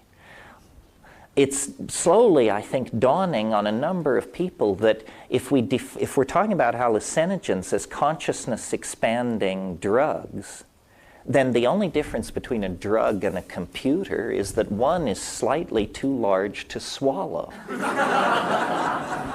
And our best people are working on that problem, even as we speak. The drugs of the future will be much more like computers. The computers of the future will be much more like drugs. Well, I think of it, it's a way of writing, and I see three main elements. The first is to write about immediate perceptions in a fantastic way, to think of the things that are happening as being science fiction adventure, perhaps, unbelievably strange, but yet they're the real things that happen to you. Another point in transrealism is that you tend not to know how the work is going to end, such as one of my novels or this film. It's not clear how it's developing. The form is emerging organically. And if you could predict it, it wouldn't be truly alive. A third feature is to use immediate situations and immediate characters, because those are the most unpredictable. Example, we didn't know it before we came here, but Lisbon, or LH94, is a resonance of San Francisco. It's a city with a suspension bridge in front of a bay. So transreally, we're here in the pudding. So it's like admitting the weirdness of ordinary existence, it sounds like. If the writer can predict the end of the book, so can the reader. The book can't be interesting.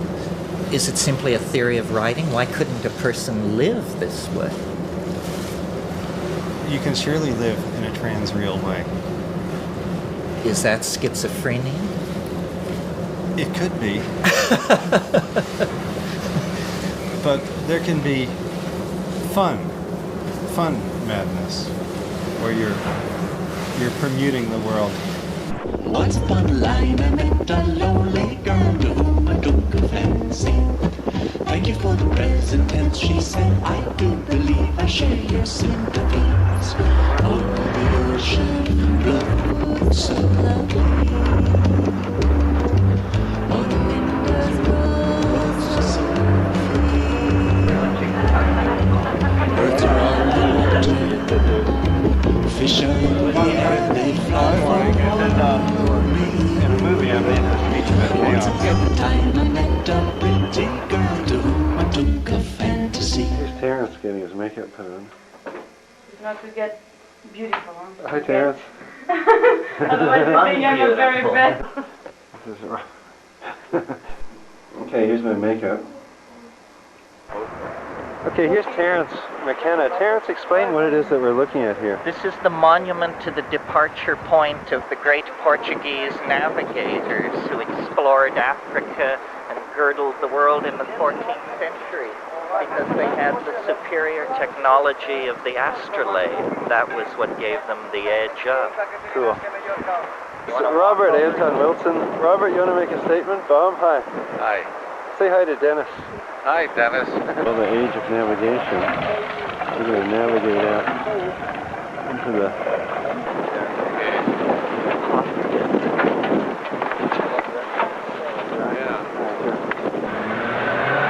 Master of Chaos, me, and Terence is the shaman, spelled with an X, and the neuromancer.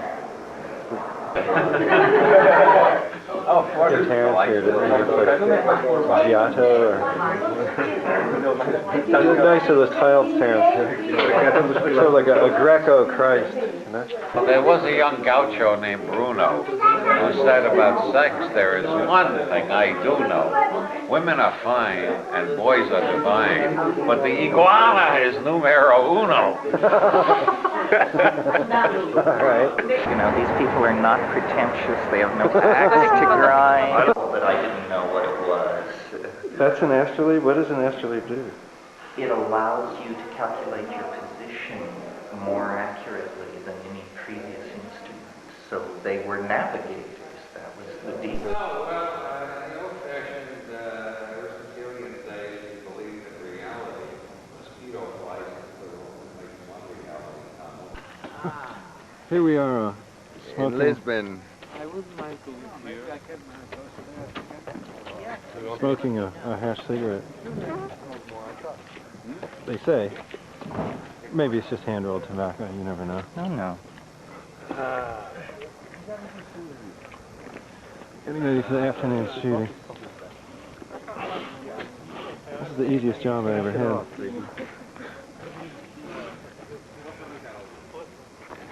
And talk for an hour, and then answer questions for an hour. Yeah, I usually just give scientific lectures.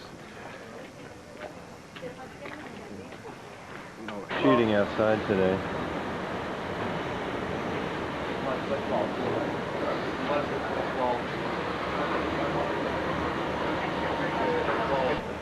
Hola. Good morning. Kind of, this street is called what?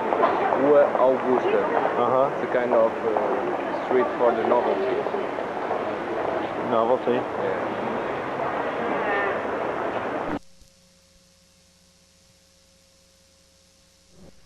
I use this principle in the creation of science fiction.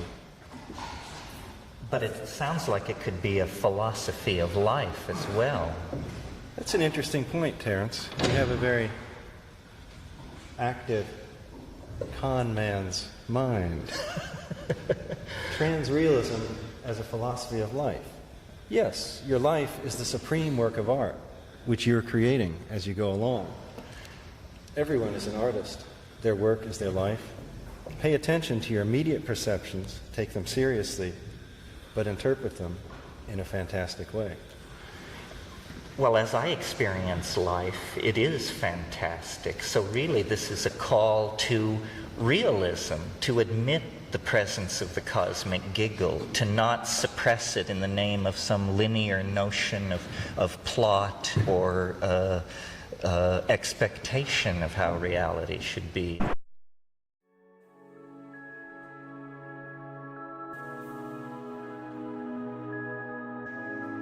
Somehow, part of the package of being a living, thinking being is that you get a universe inside of you.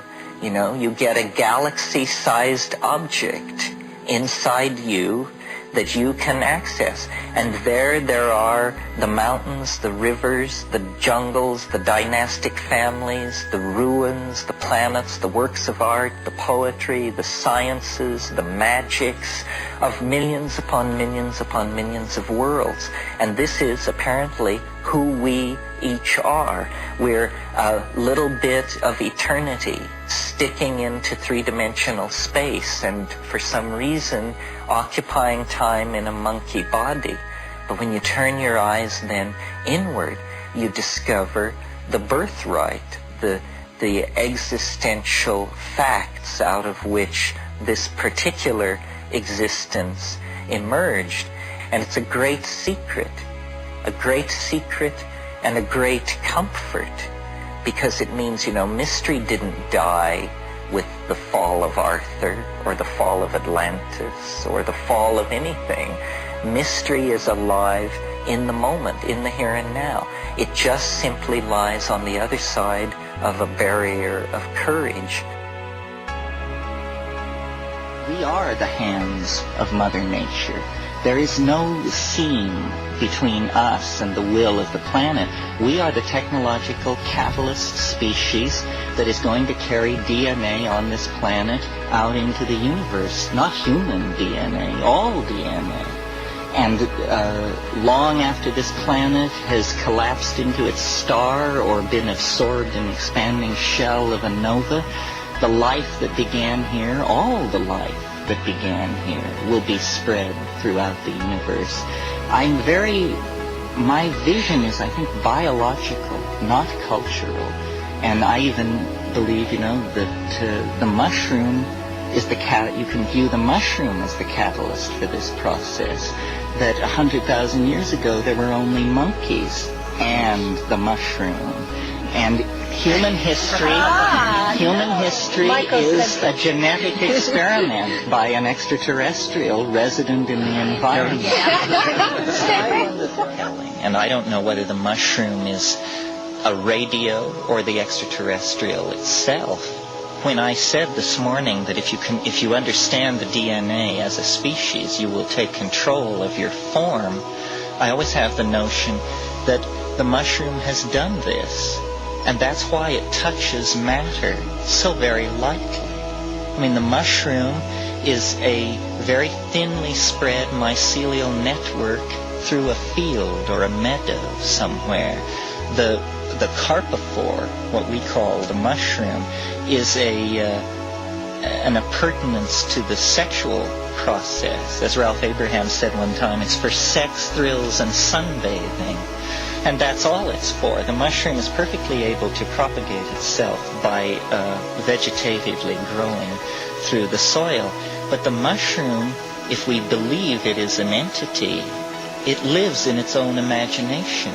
It has gotten so rid of a physical form that all it is a little bit of white stuff in the soil and a raging trip in an unknown dimension, which you can only slice into by allowing it to translocate into your nervous system. And then it continues to give off its experience of itself, which is an immersion in pure imagination.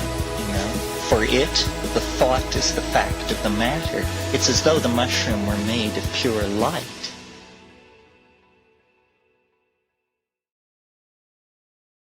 Ralph mentioned my latest book, and I don't intend to talk about the book particularly, but in the book I quote the only piece of poetry in the whole thing, not written by me. I now see that I seem to have lost it. Oh no, here it comes up. But it relates to this on many, many levels, this question of illusion and the relationship of the self to the real and where the world falls in that equation and the limits of knowledge and all that other good psychedelic stuff that needs to be considered. The quote is from Pale Fire by Vladimir Nabokov, and if you don't know this book, you should. It is without doubt one of the funniest books in the English language, and it takes the form of a very long poem and then the commentary upon this poem. The poem is written by a character that Nabokov creates named John Shade, and the part that I want to call to your attention this evening runs like this. That rare phenomenon, the iridule, when, beautiful and strange, in a bright sky above a mountain range, one opal cloudlet in an oval form reflects the rainbow of a thunderstorm which in a distant valley has been staged, for we are most artistically caged. Now, this is a very strange piece of poetry. This is not like even Wallace Stevens at his most obscure. In the first place, this word, the iridule, you won't find this word in any dictionary. And yet I sensed that this is obviously the word for this phenomenon. I know what he's talking about. I have seen this opal cloudlet in an oval form, which reflects the rainbow of a thunderstorm in a distant place. We're in the realm of mirage, and nature as mirage, and nature as mirrored labyrinth. In the gray of a false dawn, the wave of internal imagery faded away. I rose from where I had been sitting for hours and stretched. The sky was clear, but it was still very early and stars were still shining dimly in the west. As I stretched and stood up on the flat stone where I had been sitting, I noticed that the line of fog seemed to have grown darker and now seemed to be churning or rolling in place. I watched very carefully as the rolling line of darkening mist split into two parts, and each of these smaller clouds also divided apart. It took only a minute or so for these changes to be executed, and I was now looking at four lens-shaped clouds of the same size, lying in a row and slightly above the horizon, only a half-mile or so away.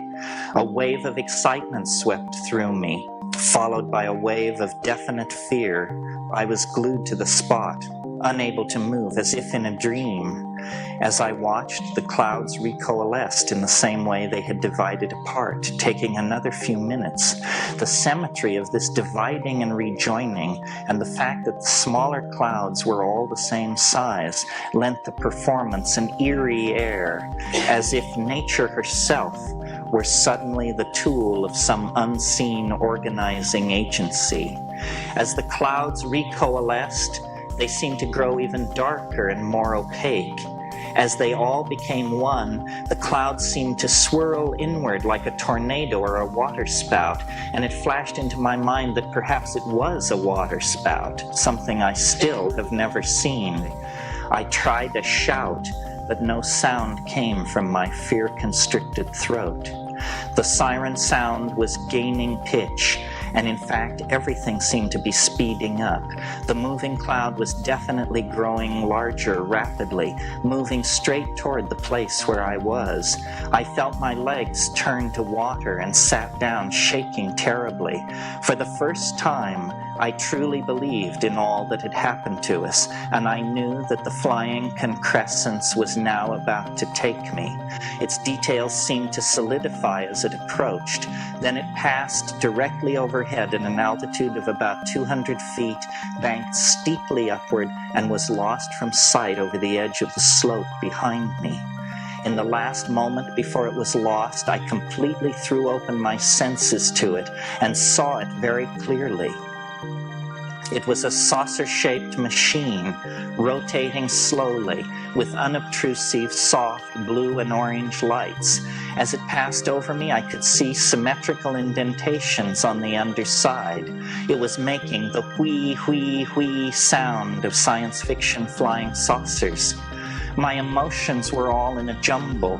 At first I was terrified, but the moment I knew that whatever was in the sky was not going to take me, I felt disappointment. I was amazed, and I was trying to remember what I had seen as clearly as possible. Was it real in the naive sense in which that question is asked of UFOs and tables and chairs? No one else saw this thing, as far as I know. I alone was its observer. I believe that had there been other observers, they would have seen essentially what I have reported. But as for real, who can say? I saw this thing go from being a bit of cloud to being a rivet-studded aircraft of some kind. Was it more true to itself as cloud or aircraft? Was it a hallucination?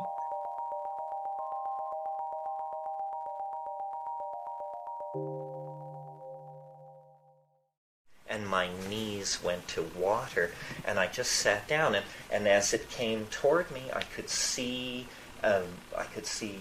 orange light, a ring of orange lights on the outside, a ring of soft blue lights on the underside. It was spinning slowly. It was making the whee, whee, whee sound, and it got nearer and nearer and nearer till I could actually see the rivets on the underside of the thing. And then, in the last moment, before I lost it behind the edge of the hill behind me, I saw that it was the end cap of a 1937 Hoover vacuum cleaner, that it was in fact the same end cap that George Adamski had suspended with a nylon thread in his garage and photographed with his Brownie camera to get the 3 balls, the famous UFO with the 3 half spheres on the underside. That photograph was later totally debunked. It's as phony as a 3-peckered owl. And I saw it 45 feet in diameter in the skies above the Amazon.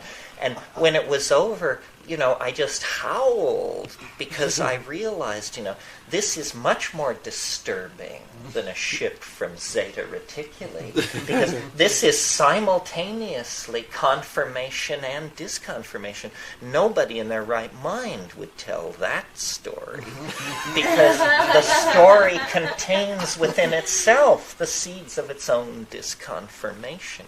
So there is something which plays with us. Actually, that's more than you told in True Hallucinations, too. It's interesting.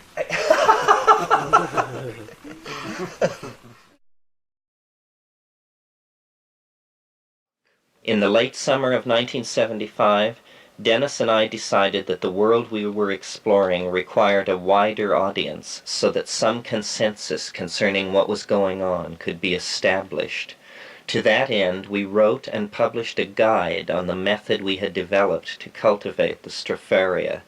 At the beginning of that little book, I introduced what we had personally learned about the world of the mushroom. The mushroom speaks, and our opinions rest upon what it tells eloquently of itself in the cool night of the mind. I am old, older than thought in your species, which is itself 50 times older than your history. Though I have been on Earth for ages, I am from the stars. My home is no one planet, for many worlds scattered through the shining disk of the galaxy have conditions which allow my spores an opportunity for life. The mushroom which you see is the part of my body given to sex thrills and sunbathing. My true body is a fine network of fibers growing through the soil. These networks may cover acres and may have far more connections than the number in a human brain. My mycelial network is nearly immortal. Only the sudden toxification of a planet or the explosion of its parent star can wipe me out. By means impossible to explain because of certain misconceptions in your model of reality, all my mycelial networks in the galaxy are in hyperlight communication across space and time. The mycelial body is as fragile as a spider's web, but the collective hypermind and memory is a vast historical archive of the career of evolving intelligence on many worlds in our spiral star swarm. Space, you see, is a vast ocean to those hardy life forms that have the ability to reproduce from spores, for spores are covered with the hardest organic substance known. Across the eons of time and space drift many spore-bearing life forms, in suspended animation for millions of years until contact is made with a suitable environment. Few such species are minded. Only myself and my recently evolved near relatives have achieved the hypercommunication mode and memory capacity that makes us leading members of the community of galactic intelligence. How the hypercommunication mode operates is a secret that will not be given lightly to humanity, but the means should be obvious. It is the occurrence of psilocybin and psilocin in the biosynthetic pathways of my living body that opens for me and my symbiotes the vision screens to many worlds. You as an individual and mankind as a species are on the brink of the formation of a symbiotic relationship with my genetic material that will eventually carry humanity and Earth into the galactic mainstream of the higher civilizations. Since it is not easy for you to recognize other varieties of intelligence around you, your most advanced theories of politics and society have advanced only as far as the notion of collectivism. But beyond the cohesion of the members of the species into a single social organism, there lie richer and even more baroque evolutionary possibilities. Symbiosis is one of these. Symbiosis is a relation of mutual dependence and positive benefits for both of the species involved. Symbiotic relationships between myself and civilized forms of higher animals have been established many times and in many places throughout the long ages of my development. These relationships have been mutually useful. Within my memory is the knowledge of hyperlight drive ships and how to build them. I will trade this knowledge for a free ticket to new worlds around suns less forsaken and nearer galaxy center. To secure an eternal existence down the long river of cosmic time, I again and again offer this agreement to higher beings, and thereby have spread throughout the galaxy over the long millennia.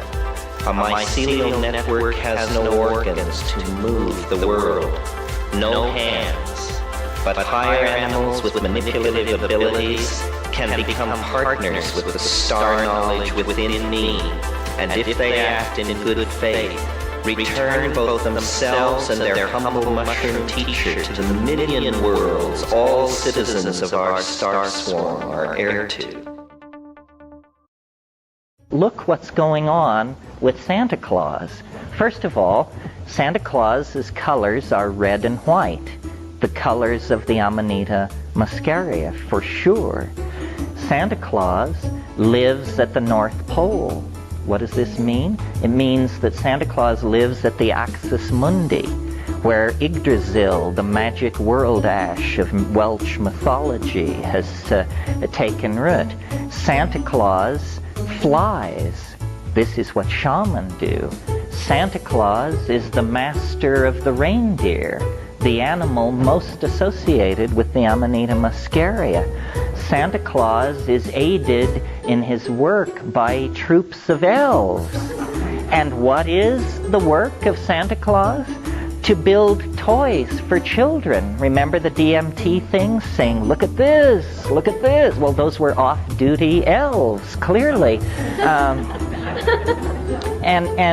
So here are all the motifs. And I believe that for children in our culture, that all the Christer stuff is not what Christmas is about.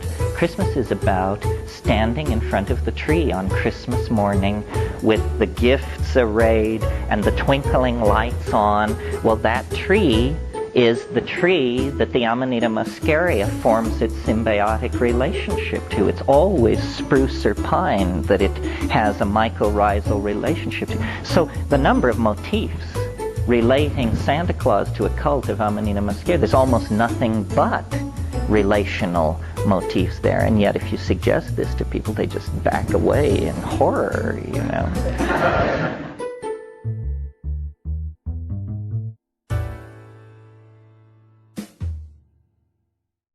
Something that we always kick around at these things, or I always bring it up in some form, is where do the hallucinations come from? We arrived late last night after a 24-hour trip from Hawaii that was just hell.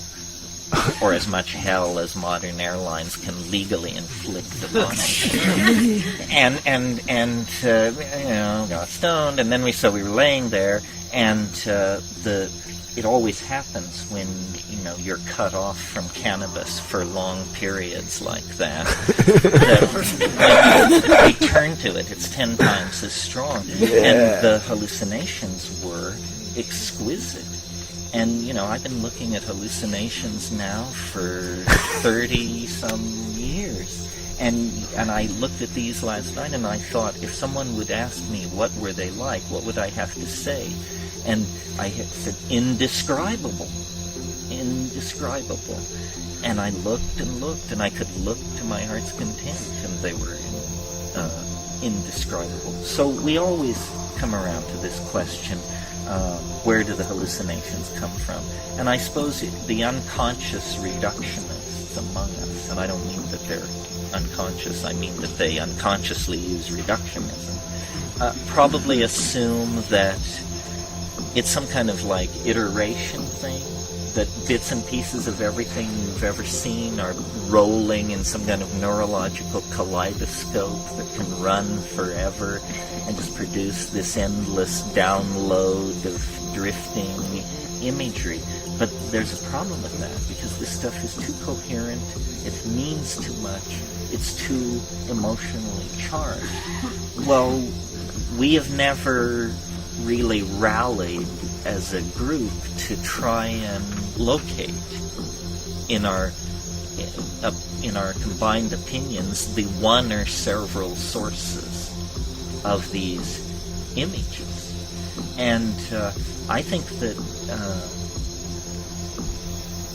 and I talked a bit about this last year, but I think this is legitimate perception of thoughts, places, things, times, and objects that either have existed somewhere in the universe, or do exist, or have existed in the minds of beings somewhere, sometime in the universe. In other words, that we have to begin to take seriously the consequences of generalizations like quantum connectivity.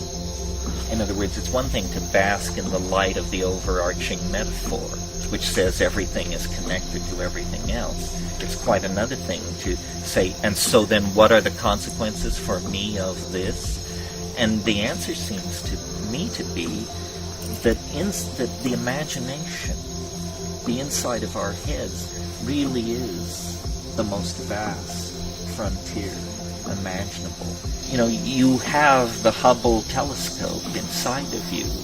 You have inside of you an informational gathering instrument that can give you good intelligence about things so immeasurably distant from this point that to state it in numbers and units is meaningless. It's just elsewhere, the elsewhere of the absolute infinity of the plenum of imagination in which apparently beings rise and fall like plankton in the sea.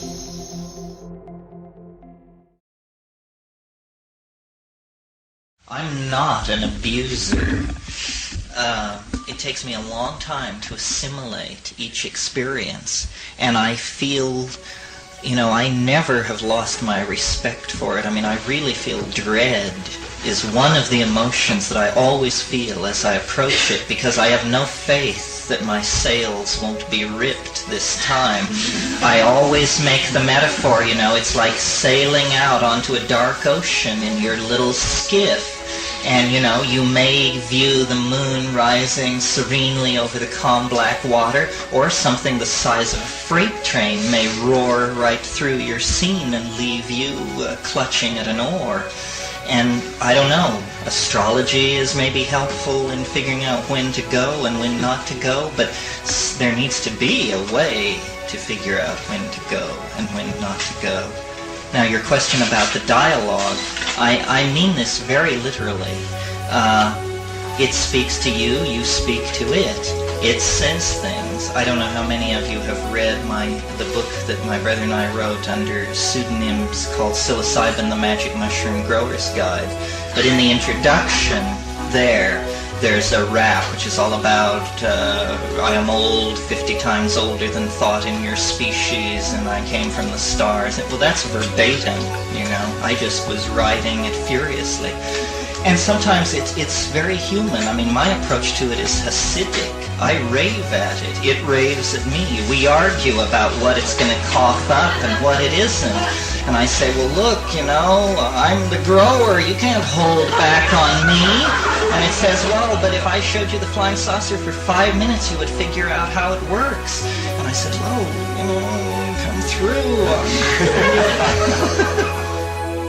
And my plea to scientists, administrators, and politicians who may be listening to my voice is to look again at psilocybin, to not lump it with the other psychedelics, to realize that it is a phenomenon unto itself, and it has an enormous potential for transforming mankind, not simply transforming the people who take it, but it is like an art movement or a mathematical understanding or a scientific breakthrough. It holds the possibility of transforming the entire society simply by virtue of the information that is coming through.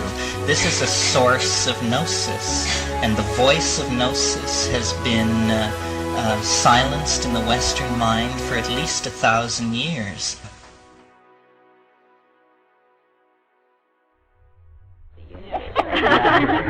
You can really take a readout on yourself by seeing how would you like things to be. You know, I mean, sometimes my fantasy is I would like to be alone on a starship 10,000 light years from home with all the books in the universe, and I would dress like Captain Ahab, and I would stride around the catwalks inside this echoing starship, and faithful robot slaves would bring me crumbling volumes of ancient lore, which I would say, no, this is a little too Vincent Price. How about...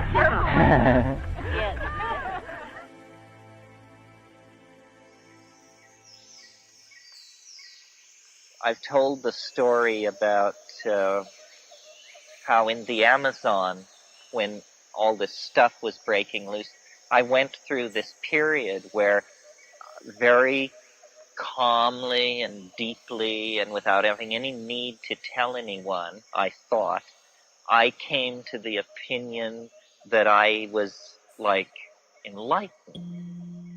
And it was this very low-key thing. It was all about appropriate behavior. This was the cognitive hallucination that I was having. It was about appropriate behavior. And I had this idea there's an appropriate way to do everything.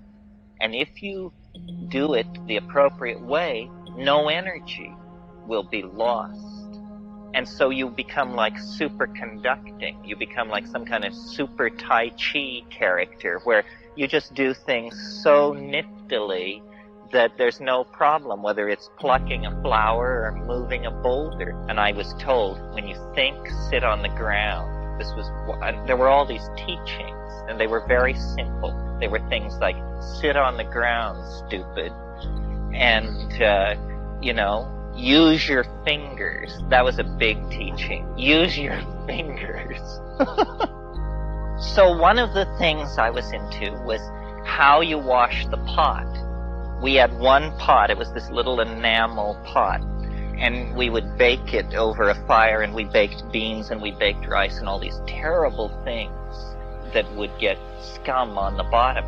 And so it was a big deal about drawing lots for who washed the pot. Well, I discovered in my enlightened state that we had been doing it all wrong. And that if you would go down to the water with the pot and take sand and pat it very, very lightly in the bottom, and then say, please, that then all you had to do was pour water into the pot and swish it around and empty it like that, and then when you looked in, it would be like Drano, it would just be blinding white. And I did this several times, and I thought, how appropriate a miracle this is. This is a real miracle. I mean, this is just simple stuff. It's totally here and now. It's absolutely Taoist. It's completely, on and on. So then I had a critic in our crowd. And so I thought that I would enlighten the critic by a wordless demonstration of my obvious command of the howling Tao. So I invited the critic to accompany me to the river. And I said, and now notice that I pick up the sand, I pat it into the bottom, I'm not agitating it. I look into the sky and I say, please. And then I put water in it and I swish it around. Voila! I said, is something supposed to happen? And I look and the crud adheres. And then this person says, I pity you. And I would pity you more, but you alarm me.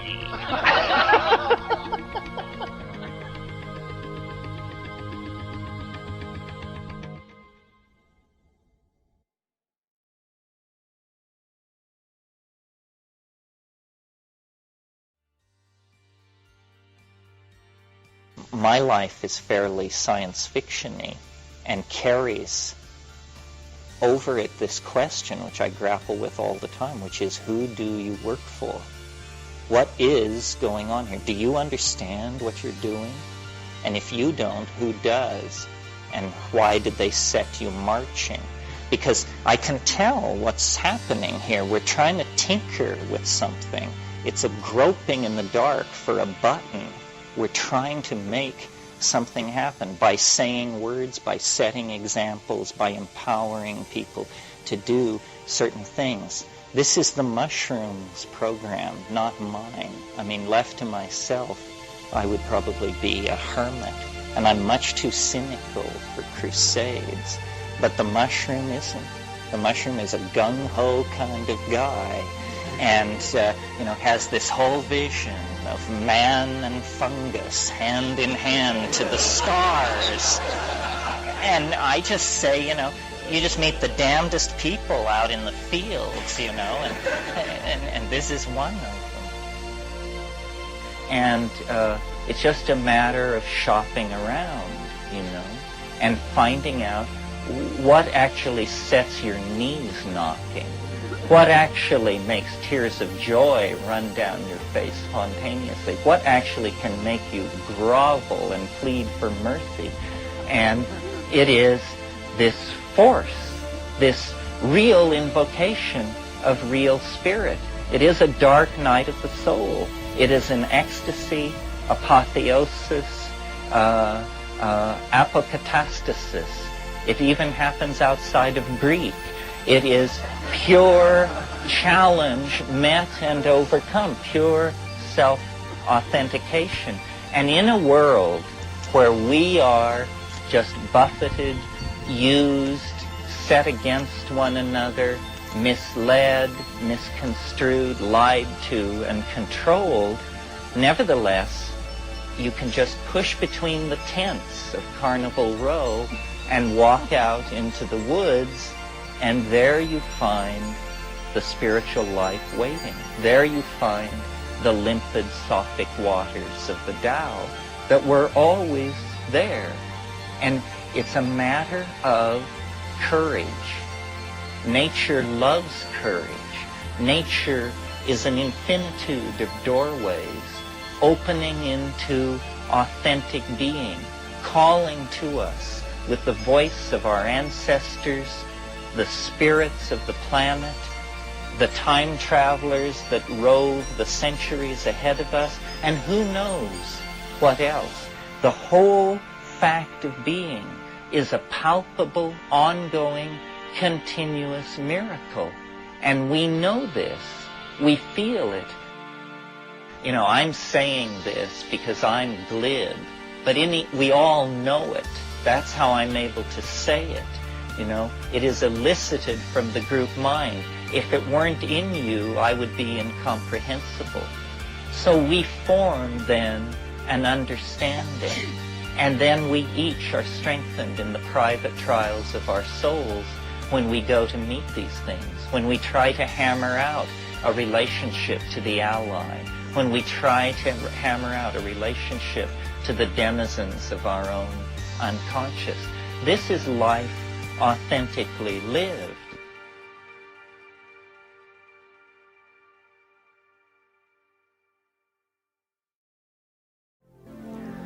There is building in global society an increasingly intense expectation of the intervention into human history by UFOs. It is very similar in tone to the build-up of messianic expectation in the Hellenistic world in the several centuries preceding the birth of Christ. The leaders of Roman society may have been caught off guard by the appearance of Christ, but they had no one to blame but themselves, since millions of people in the ancient world were expectantly awaiting some kind of Messiah. So today, science and government pooh-pooh the idea of world contact with the UFOs, while the contact cults grow ever larger and more insistent that contact is about to occur. Imagine, therefore, what you may never have seriously imagined before. Imagine what would happen if the UFOs were to appear. Imagine a spaceship of the Close Encounters of the Third Kind variety suddenly appearing in orbit around the Earth. Television and mass media would carry its image to every man, woman, and child on the planet. Governments would be paralyzed. Science would be helpless to explain where it came from or how it got here. Millenarian hysteria would break out everywhere. The UFO would be hailed as savior and denounced as Antichrist. The end of the world would appear imminent, and all this would occur before the contact was more than a visual image. Then the UFO would begin its revelation. Vast displays of beneficent power can be expected. Perhaps it would mysteriously neutralize all weapons of mass destruction, or it might use some sort of ray to cure all terrestrial cancer. Whatever it does, one may be sure that its actions will be impressive. Its actions will convert millions to the UFO religion in a space of hours. Indeed, its actions will be specifically designed to overwhelm us with the reality of its power and presence. That will close the first stage of the revelation. The second stage will be the teachings. Telepathically imparted, the specifics of the teachings cannot be anticipated, but they will urge love, voluntary simplicity, concern for one another, renunciation of war, perhaps renunciation of the destructive application of science. Whatever the teachings, the UFO will promise immense reward to those who follow them and dire consequences for those who do not. And the teachings will be delivered in so poetically perfect a way, so rich in understanding and appealing nuances, that no one will doubt their origin in a being wise and good and immensely superior to ourselves. The delivery of the teachings will set the stage for the third and last and most shocking phase of the revelation, the departure. The saucer, promising vaguely to return, will simply disappear. The entire process could take less than a month. If this seems a short time, recall that the entire public career of Christ lasted only 3 years. Christ's career occurred in a world where information could move no faster than a horse's gallop. Yet 3 years in one small part of the world was all that was necessary to launch a world religion that was vital for 1,500 years. In a world of electronic communication, the impact of the saucer's arrival, miracles, teaching, and departure would be incalculable. even if it all occurred within a month. The saucer would leave in its wake a science utterly unable to provide any answers to the important questions concerning what had gone on. The vast majority of people would be fanatical converts to the teachings of the saucer, and any institution in opposition to those teachings could expect to be swept away almost overnight. The departure of the UFO would create a sense of abandonment, the agony of which could be expected to echo in the human psyche for centuries. The only panacea would be the religion of the saucer, the religion left behind. Science would be discredited and soon abandoned in favor of 1,000 or more years of exegesis of the Saucerian message. Is it not a familiar pattern in the light of our discussion of Christ and Rome? What will never be said in the wake of such an event, and so must be said now, while there is still time, for all of the above could occur and yet still be deception. A benign deception, designed to save us from our advanced science and infantile ethics, but a deception nevertheless. The saucer, no matter how alien it appears, no matter how advanced its demonstrations of power, is not a vehicle from some other star system. It is the oversoul of humanity up to its oldest trick. If one knows this, one can live through the revelation and the destruction of our scientific world, and yet evade the immense power of this most powerful of all transference phenomenon, and thereby maintain the integrity of one's own soul and spirit. Remember, I am not a debunker of flying saucers or a defender of science. I am a contactee, and this book is the painstakingly told story of my own involvement with the UFOs. I am one of those Vallée has pinpointed as being a carrier of ideas that pave the way for the scenario I have just described. Yet from it all I have learned that there is no religious revelation more satisfying than the hard-won fruits of simple understanding.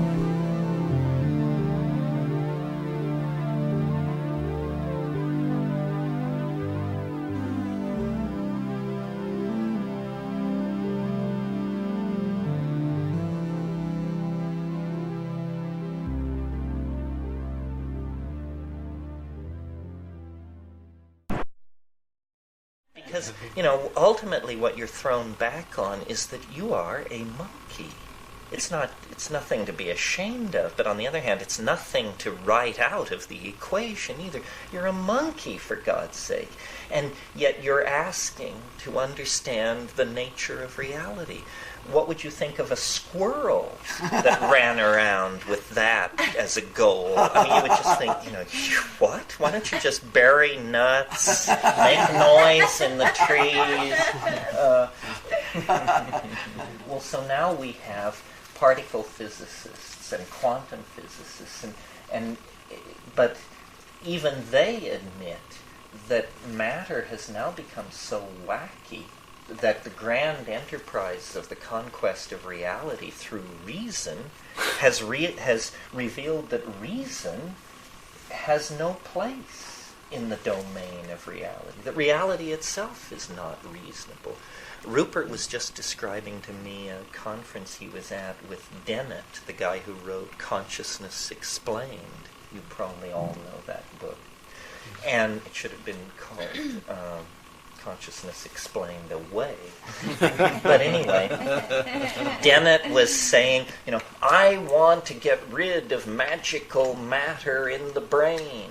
I just believe the brain is this and that and the other thing. I want to get rid of magical matter. Well, there was a quantum physicist there, Stefan Glashow of Harvard, and he said, well, I've got news for you, John. Quantum physics has turned matter into magical material. So now the whole program of saving reason has to be abandoned. The prosecution of the understanding of nature has pushed us to the point where we see that matter itself exceeds rational apprehendability. So does that mean giving up codifying stuff? I mean, is that... It gives up the idea, it means giving up the idea of closure. Yeah. That there's not no conclusions. No conclusions. I was just at a conference where I met all these people from Ecuador, and there was an anthropologist there. Some of you may know this guy, Sparrow Miller, and he lives with the Guarani in Ecuador. And he told me, he said, the amazing thing about the Guarani is that they don't think anything makes sense. That's their official explanation of the universe, is that nothing makes sense. That's true to me. And so they are completely at home with that. Consequently, their contribution to epistemology has been vanishingly small. On the other hand, they have a very good time and are quite comfortable with their wives, children, In other words, animals. they don't understand anything. Why should we understand? Look at us. We wear penis sheaths and paint ourselves blue. You're asking us? It's not at all clear that we're mapping a generalizable reality. It may be that it's just so huge in there that never do we pass through the same matrix twice. Well, that means you can give up on closure. You can give up on any theory that will ever give you very much of a more than provisional handle on what's going on. And I think this is probably a good step to take, to open ourselves to the freedom that lies beyond culture. Culture is a kind of prison, and the only way that we know to get beyond it is to dissolve its boundaries. Now, you can do that with psychedelics, and then you really explore the baseline of being, or you can dissolve it with travel. But then you dissolve your own cultural programming only to discover you've fitted yourself into somebody else's cultural programming. And this, while, definitely educational, is like a psychedelic drug I'm not that fond of. I do a lot of traveling, but it's not the same thing as replacing space and time with some kind of alternative. That comes from doing the hard work on 5 grams in silent darkness. And really what you see, I think, is the morphogenetic field, the invisible world that holds everything together, the knit of it all, not the knit of matter and light, but the knit of casuistry, of intentionality, of caring, hope, of dream, of thought. And that all is there, but it's been hidden from us for centuries because of the exorcism of the spirit that took place in order to allow science to do business. And that, momentous and ill-considered choice then has made us the inheritors of a tradition of existential emptiness, really. But that has impelled us to go back to the jungles and to recover this thing. It's all of a piece, you see. I mean, these people in the Amazon and whatnot were keeping this cultural flame burning.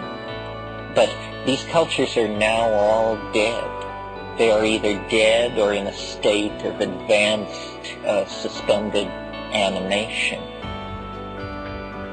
It's a very strange enterprise. I mean, it's hard to put it across because the thing is, it's real, and we're in the effort, in the habit of thinking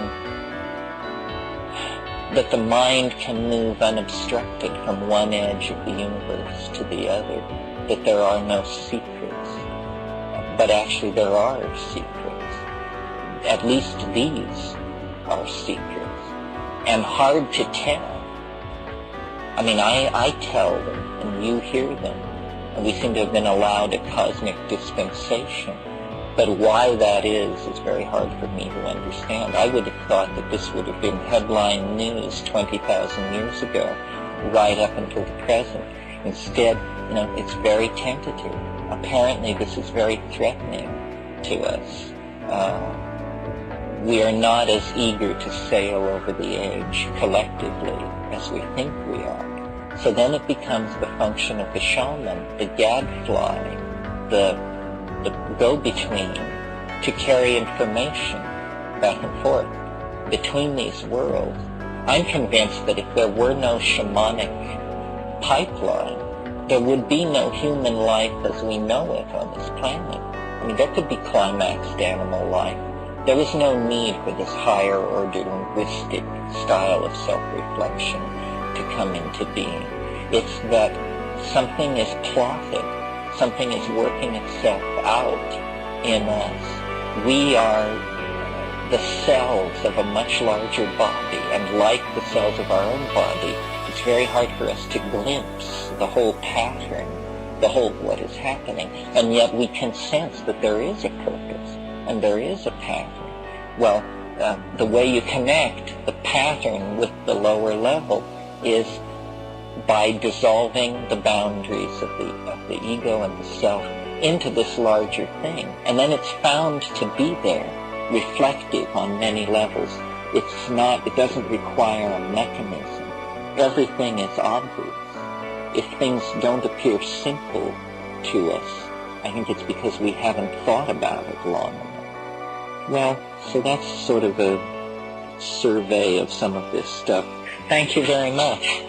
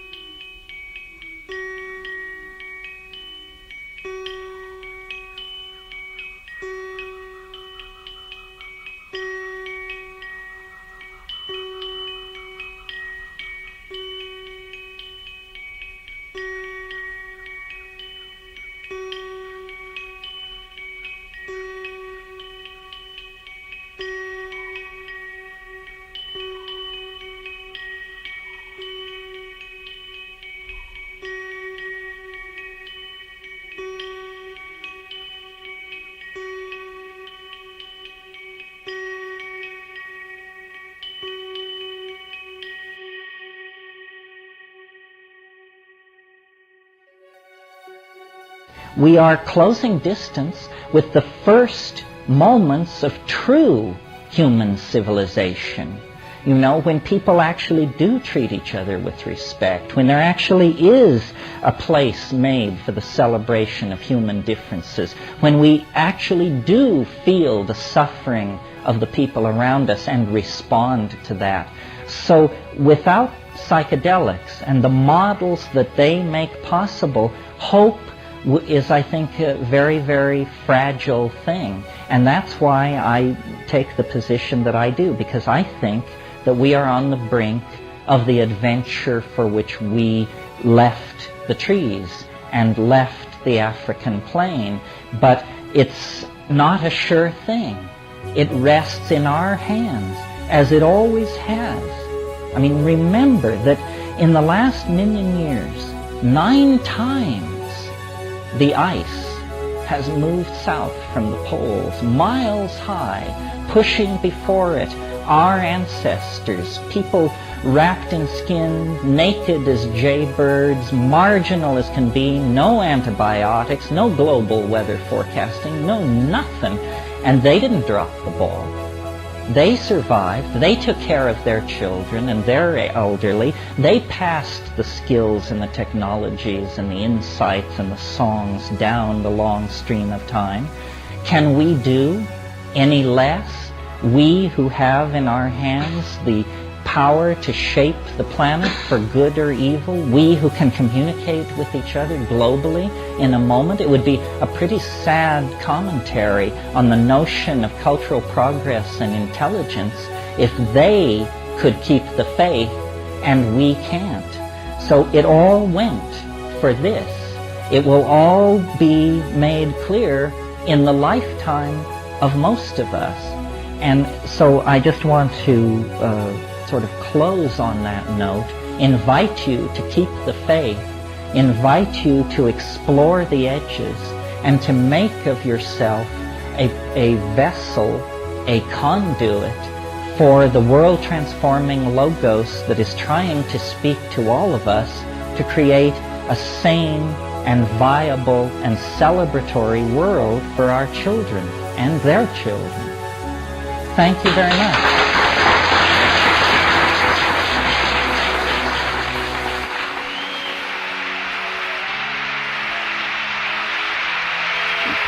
We wish to express our grateful appreciation to the many friends who aided this project. In South America, we were assisted by Michael Lasky, Erica Neatfeld, Sarah Hartley. The Witoto people of La Chorrera and the mission of La Chorrera were most hospitable, the former providing invaluable access to local psychoactive plants. Thank the mushroom. Terence is his own voice. Dennis plays himself. Many effects were recorded on location throughout the world. Thank you, Terence. Thank the book for being a vehicle. Thank the machinery. Thank the weather. Thank the ancestors. Thank the listeners. Thank your lucky stars.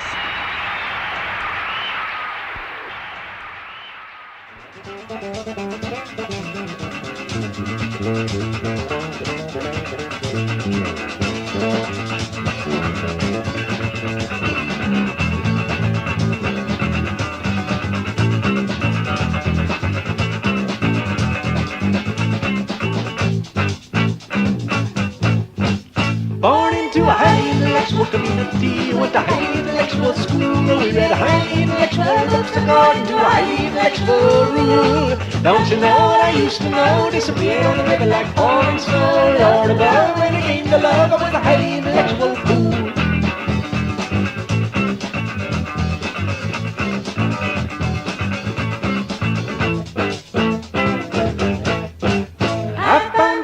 Respectable job which paid a highly respectable lump sum of my highly respectable friends, and I lived in a highly respectable dump.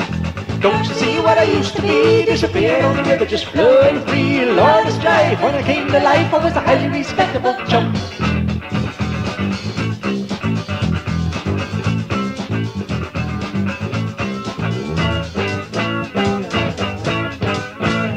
Go down to the river, understood. Go down to the river, it can only do you good for nothing good. It can only do you good for nothing good.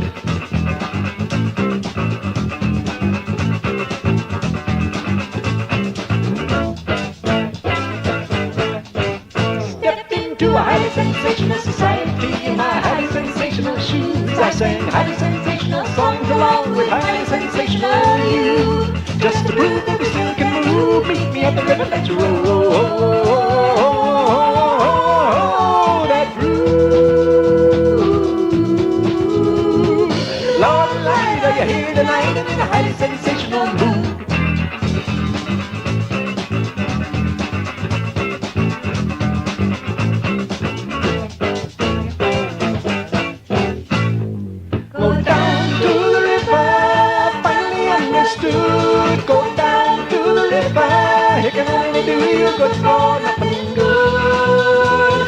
He can only do you good for nothing good.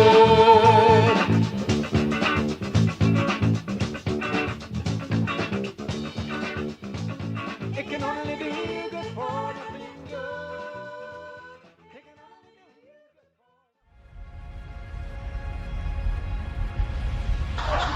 We've now reached the 22nd of March, 1971, and I was just, I couldn't talk to anybody. I was in a very, very, very, very strange place. I mean, things went on, well, just as an example, because there wasn't much of this 3D stuff that you could wrap your mind around, but everything was teaching me.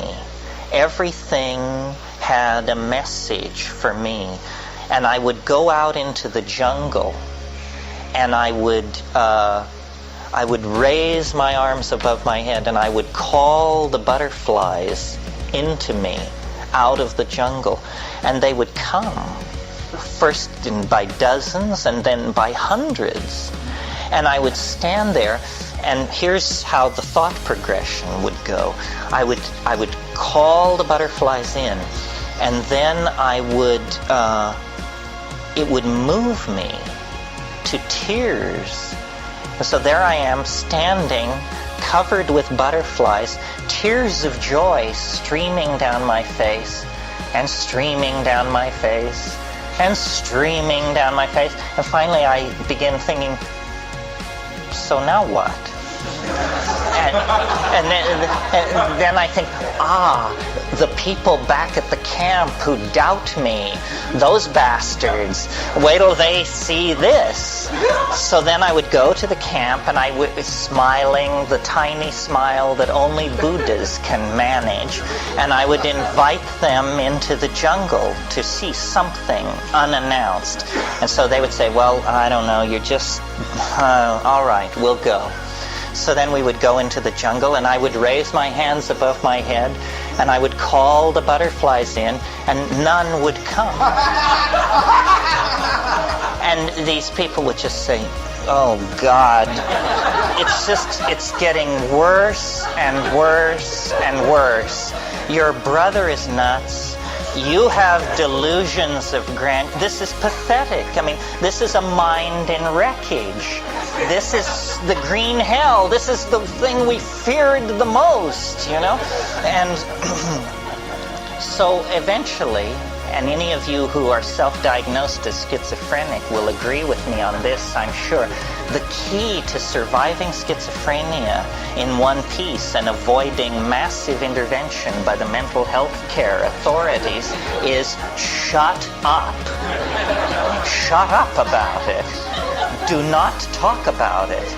Of course you can raise the dead and heal the sick and divine distant event, but just shut up about it, or you're not going to make it through. Well, eventually everybody else sort of renegotiated themselves back to some kind of reality. My brother flew back to the States, and I was, in a sense, left in the Amazon to mull all this.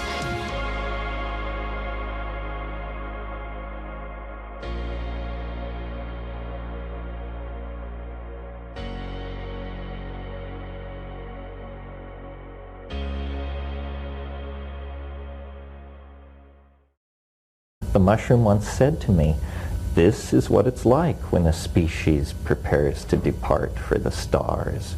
Not to worry." Well, they've been speaking to you for a while, haven't they? Long enough. Long enough.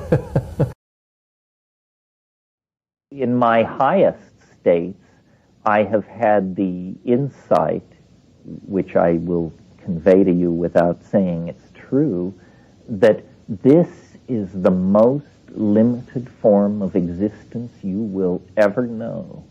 You can't be deader than this. This is the bottom line. And And so the good news is it's only up from here. Any similarity to persons living or dead is purely coincidental.